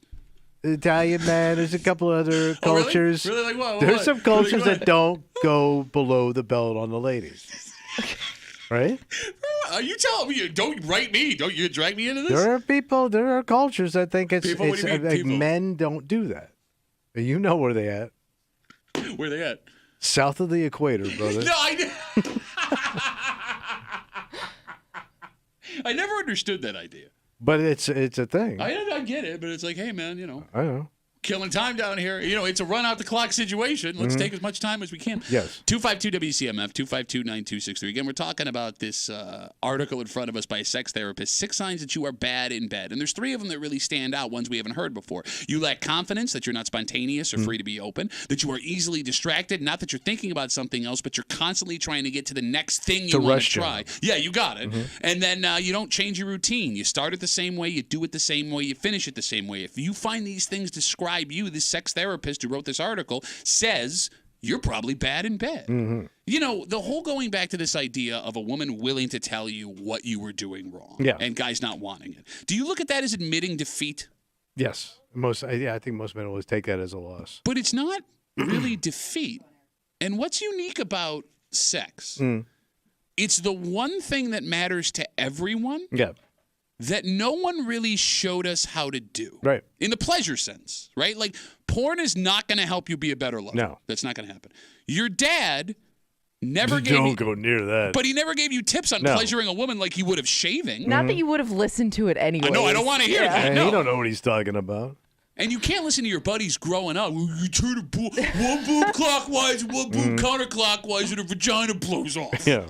Right? Like, we're on our own in the wilderness. So the fact that there are a lot of men that don't have this experience makes sense. It's not really our fault. Maybe you got to go to outside your culture to find out who the best lovers are. What are you talking about? Why are you making it a cultural thing again? What cultures do you believe are the best lovers? All right, I always say this. If I had a buddy of mine and he was a good-looking Brazilian. Well, he's already a buddy of yours, so that takes him down 10 notches. See what you do already? See, this is why you can't get any help. Yeah, because the women, what are you doing with that Brazilian pervert? What are you gonna make me a cup of coffee when you're done? Let's say you had a buddy that's French or Spanish. What makes you think those guys are better lovers? Bro. What? Spanish? What about them? Well, they've already got the accent, so that's already working for them. Suave. All right, Smooth. Mike Danger, he's a Spaniard. Would you take sex advice from Mike Danger? Absolutely. That guy's suave. He's smooth. Yeah, what you should do is... I got this move I call it. So we're screwed. No, but because if I have a Spanish friend, Kimmy and you are going to make fun of him anyway. It's not about but you're just saying go up to buddy. any guy who's Spanish and ask him what he does. Thank you. They seem to be doing it all right. What are you talking about? You think the worst Spanish lover is better than like the best Irish lover? Oh, yes. What are you nuts? By far. What are you nuts? I would take from your lover countries over any Nordic country. What does that mean? Any cold country. Huh. Yeah. Huh. That's weird. Because there's, people up in the Nordic countries look a certain way, and people in the other countries look a certain way. What are you getting at? I'm just saying. What are you getting? No, I'm asking you. What are you getting at? The warmer the country, the better the love. No, because you're half naked. You're already hot. The warmer the country, the better the love. Yes. Think of your warm countries. Well, I'm also thinking of like vacation places, so that also helps. Vacation. No, they say, Kimmy, some of the best lovers in the world, Tampa, Florida. Yes. Shut up. Well, there's a ton of rub-out joints and antique stores for some reason. In some of the same plazas. Yes, there was. You might want to wipe that face down before you buy it. 252 WCMF. Folks have been waiting patiently while we're figuring out human sexuality. Let's talk to Eric. Hey, Eric, what's going on, buddy? Duffy and Kimmy, I love you. Tommy, with respect, shut your whore mouth. What do you got for us, buddy? What do you got? Okay, here's the deal. I have a body count at this point that is probably too high for how old I am. All right, let me pause. You already suck. Let me pause real a quick. body count. Do you understand what that phrase means? Yeah, how many chicks he's done? Okay, well, that's a young person phrase. I wanted to make sure we were all on the same page. I can connect those dots. You never connect anything. Go on, Eric. You should learn from every lover that you have. No one is better at sex than anyone else. It's a combination of experience and being able to take some damn direction. All right, Eric, let me ask you a question, buddy. How old are you? Yes, sir. I am 32. Okay, all right. I was expecting to hear like 22. Yeah, you so got that was I. kind of voice. Yeah. Okay, so you got a little experience in the game there. I mean, Tommy, thoughts? It's not the worst idea. Well, I do in have the some world. questions, though. So you're saying like you should take advice from people that you've slept with, but do you have that conversation with them after? He leaves a comment card. He leaves a card on the nightstand afterwards. Would you tell a friend about me? So you would ask like, what could I have done better? Yeah, absolutely. I have slept with every skin tone that you can possibly think of, and I have taken something from all of them. Every tone. Because they've all been fantastic. Well, most. He's like a Copper Tone commercial. Like, in fact, the last time he was leaving a woman's house, her dog was pulling his bathing suit down just so his ass crack was appearing a little bit. I mean, okay, like, Tommy, would you be comfortable asking women after you were done having sex with them what you could have done better? No. I think that would actually, like, as if somebody asked me that, like, I would feel like, oh, okay, like you actually care. You actually care how the performance was. Yeah, but Eric. I don't think it'll hurt you to ask that question. That kind of makes it sound like a serial killer just a little bit. With all due respect, Eric, you sound like a great guy. By the way, all these chicks he was banging. I'm not trying to sound creepy. I promise. That's Tommy's job. He's nailing all these East Avenue wasted ass chicks. Skanked out of their mind, man. Skanked out of their mind? What, Skanked like it's out of their heroin? mind. Okay, all right, Eric. Thanks for the call, buddy. I appreciate it. Have a good rest of the day. Have a good day. There goes Eric. I don't want to review afterwards. It would be the most valuable information you can get. Would you want to hear it? I mean, it's already over, so it's not like you're setting the mood right now. I love how women describe it's already over. We've gotten through Oh my God! to Right your there, point. that's a great point. But And by you're the not way, going to ruin the mood now because it's. Well, go ahead. All right, so let's say she goes, "What about me?" Because now you have to reciprocate because you can't say, "No, you were the greatest person in the world." If she's already breaking down your stuff, you have to reciprocate somehow, or you're going to look like a complete fraud. Okay. And that's why I don't want to open up that bag either. Well, but here's the thing. Think of all the women you've been with. All the women you once did do. It would have worked fine just the way the song I went. know. Like, in all honesty, what percentage of them were so bad you wouldn't have done it again? Oh, true. Right? That's true. So, like, it's a lot harder for women to be bad at sex than it is for men to be bad at sex. Because, again, it goes back to the whole control thing. Mm-hmm. Right? I mean, don't get me wrong. There's that once in a blue moon, like, oh, my God. Oh, my. Every now and then you hear of like a weird injury that somebody caused. But, like, I mean, I don't know. I would tell that woman, yeah, you were great. I wouldn't give her Me too. a legitimate Right. breakdown. Which makes it sound like, Okay, you're but at hiding least you're something, man. Okay, but you're getting the advice though, and that's all you're really looking for. True, but if she puts it back on you, Yeah. maybe she's looking for feedback. Okay. Well, what could you tell a woman that she's not doing right? Nothing.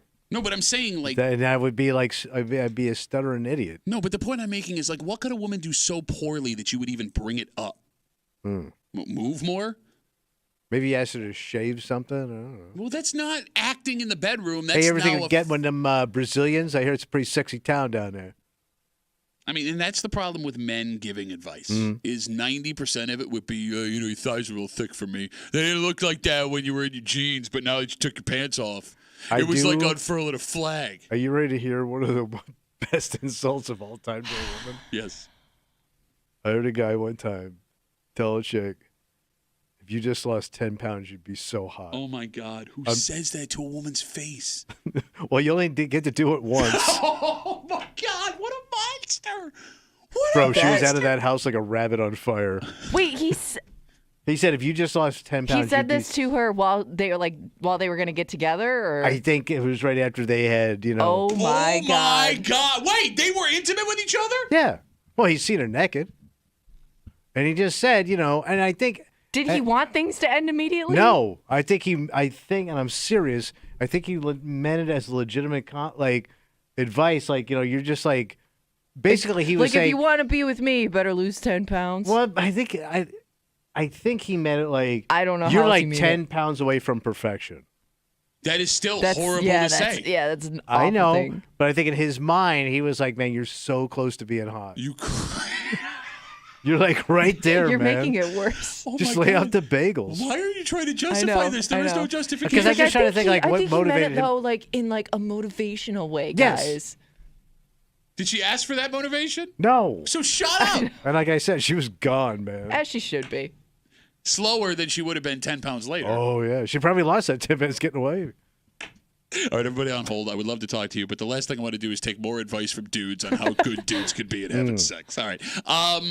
This man was thrown out of a store in the city of Rochester. And normally that's the end of it, right? Yeah. You hope they don't ever come back. Sure. Now this person can't ever go back because if they do, they may be under arrest for what police say they did right after they were thrown out of the store. We'll tell you all about it next here in the break room on CMF.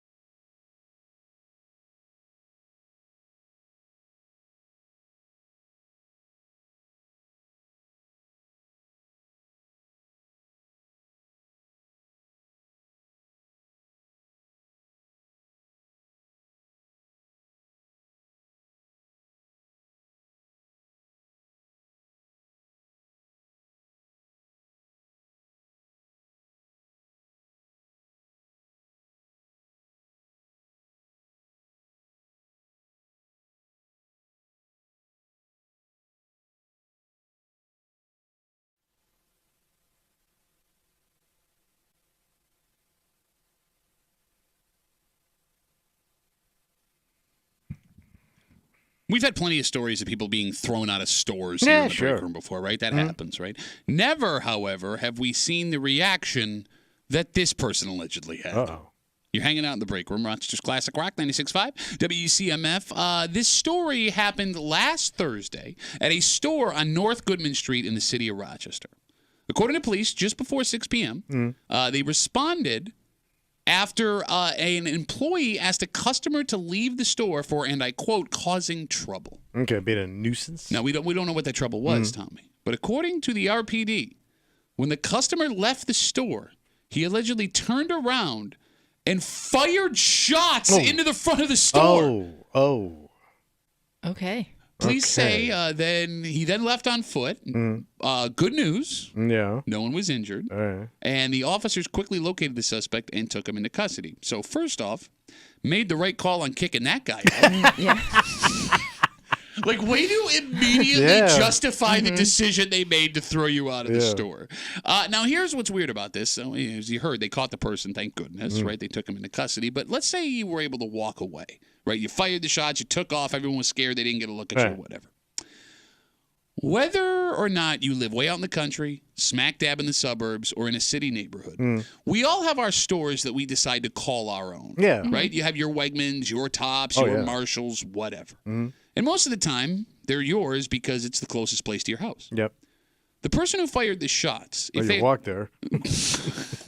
but that's just it. Yeah. Had they gotten away with it, Tommy, they could never go back into that store Yeah, again. you really cut your options down. Yes, and I know that sounds silly, like maybe it doesn't matter, but I bet it would have at 7 p.m. on a night where you don't really have anything in the house to eat. Yes. All of a sudden, that point you made with your bullets seems like a pretty dumb point, because we all know how much DoorDash costs, and it's a hell of a lot more than running up to the gas station to get a loaf of bread. Yeah. Right? Mm-hmm. And I think this is something we all need to keep in mind when we get angry with one of our regular stores. And I know that 99.9% of the people in this world would never consider shooting bullets into a store they had a problem with. But, Tommy, those moments in those stores where you want to complain, those moments where you want to make a scene because you feel like you've been wronged, you do have to remember, if I do this, I'm now limiting where I can go when it's all over. Oh, yeah. Because those employees will remember you. And the other customers in that store at the time will remember you. Oh, yeah. And when it's all said and done, you either might be too embarrassed to go back in there and shop again, or it won't be as pleasant an experience as it was because the folks who work there simply don't like dealing with you. Yeah, they're going to avoid your ass. Right?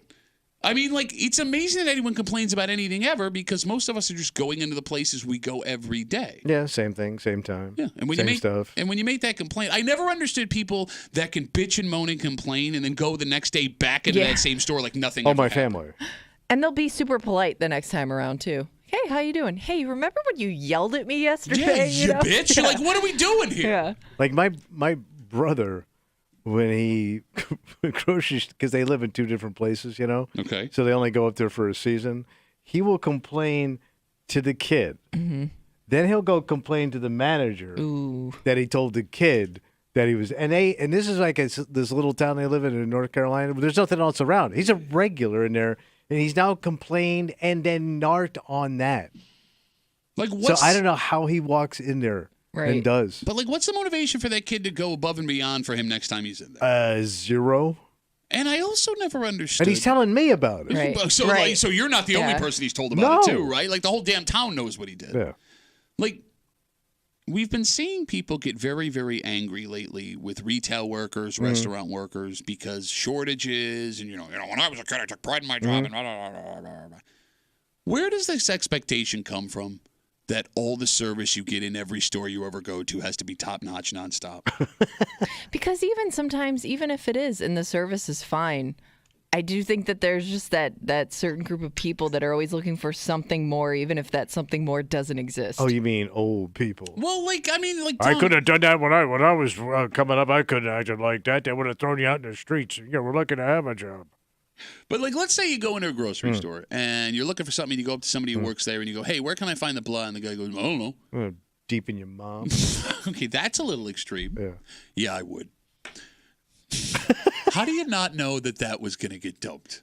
Well, I didn't say where. You actually, no, you said exactly where. Nah, in the bad part. Mom. In the bad part? How about a nice part of my mom? The bad part of my mom. What I'm getting at is, like, if I were to look for something, if I understand why that person making minimum wage would want to look at me and go, I don't know, not my job. I get it. I mean, it sucks. It's a little frustrating, but I understand. Yeah. No? You should, but you don't. I mean, most people don't. I mean, I'm so spoiled where I live because. Oh my God. But I am. So it would stand out to me if I got bad service. You pretend you're so cool. I would love to watch you get bad service because I bet you would ruin your week. I'm cool. It never happens to me because I'm super nice. Yeah, it's got to be what it is. How nice you are. I'm pleasant. I'm non-threatening. Mm-hmm. What? Nothing. 252-WCMF, 252-9263. We're talking about the story that happened last Thursday. We're just hearing about it this morning. A man was thrown out of a store on North Goodman Street in the city of Rochester just before 6 p.m. for causing trouble. According to police, that person then walked out of the store, turned around, and fired shots into the building, the front of the store, left the scene on foot. They were eventually arrested, but, there's leaving a complaint card, and then there's shooting a bunch of bullets into a store. And what's funny is, obviously, the bullets are more dangerous, right? So you don't want to see anybody shooting at a building. Yeah. But if you could guarantee me no one was going to get hurt, it's almost less of an issue to deal with somebody firing a gun into a building than it is to hear some person complain for 10 minutes while I'm standing in line in Wegmans. Good point. You know what I'm saying? Yeah. If it's okay. Well, they got it over with. It's going to be scary, Kimmy. Nobody's going to get hurt, but you're going to have a scary moment that'll last 4 seconds. Yeah, 2 shots. Or you got to hear this person rabble for 10 minutes. I'll take the bullets, man. Maybe they should have a store gun and you can go out back and just shoot it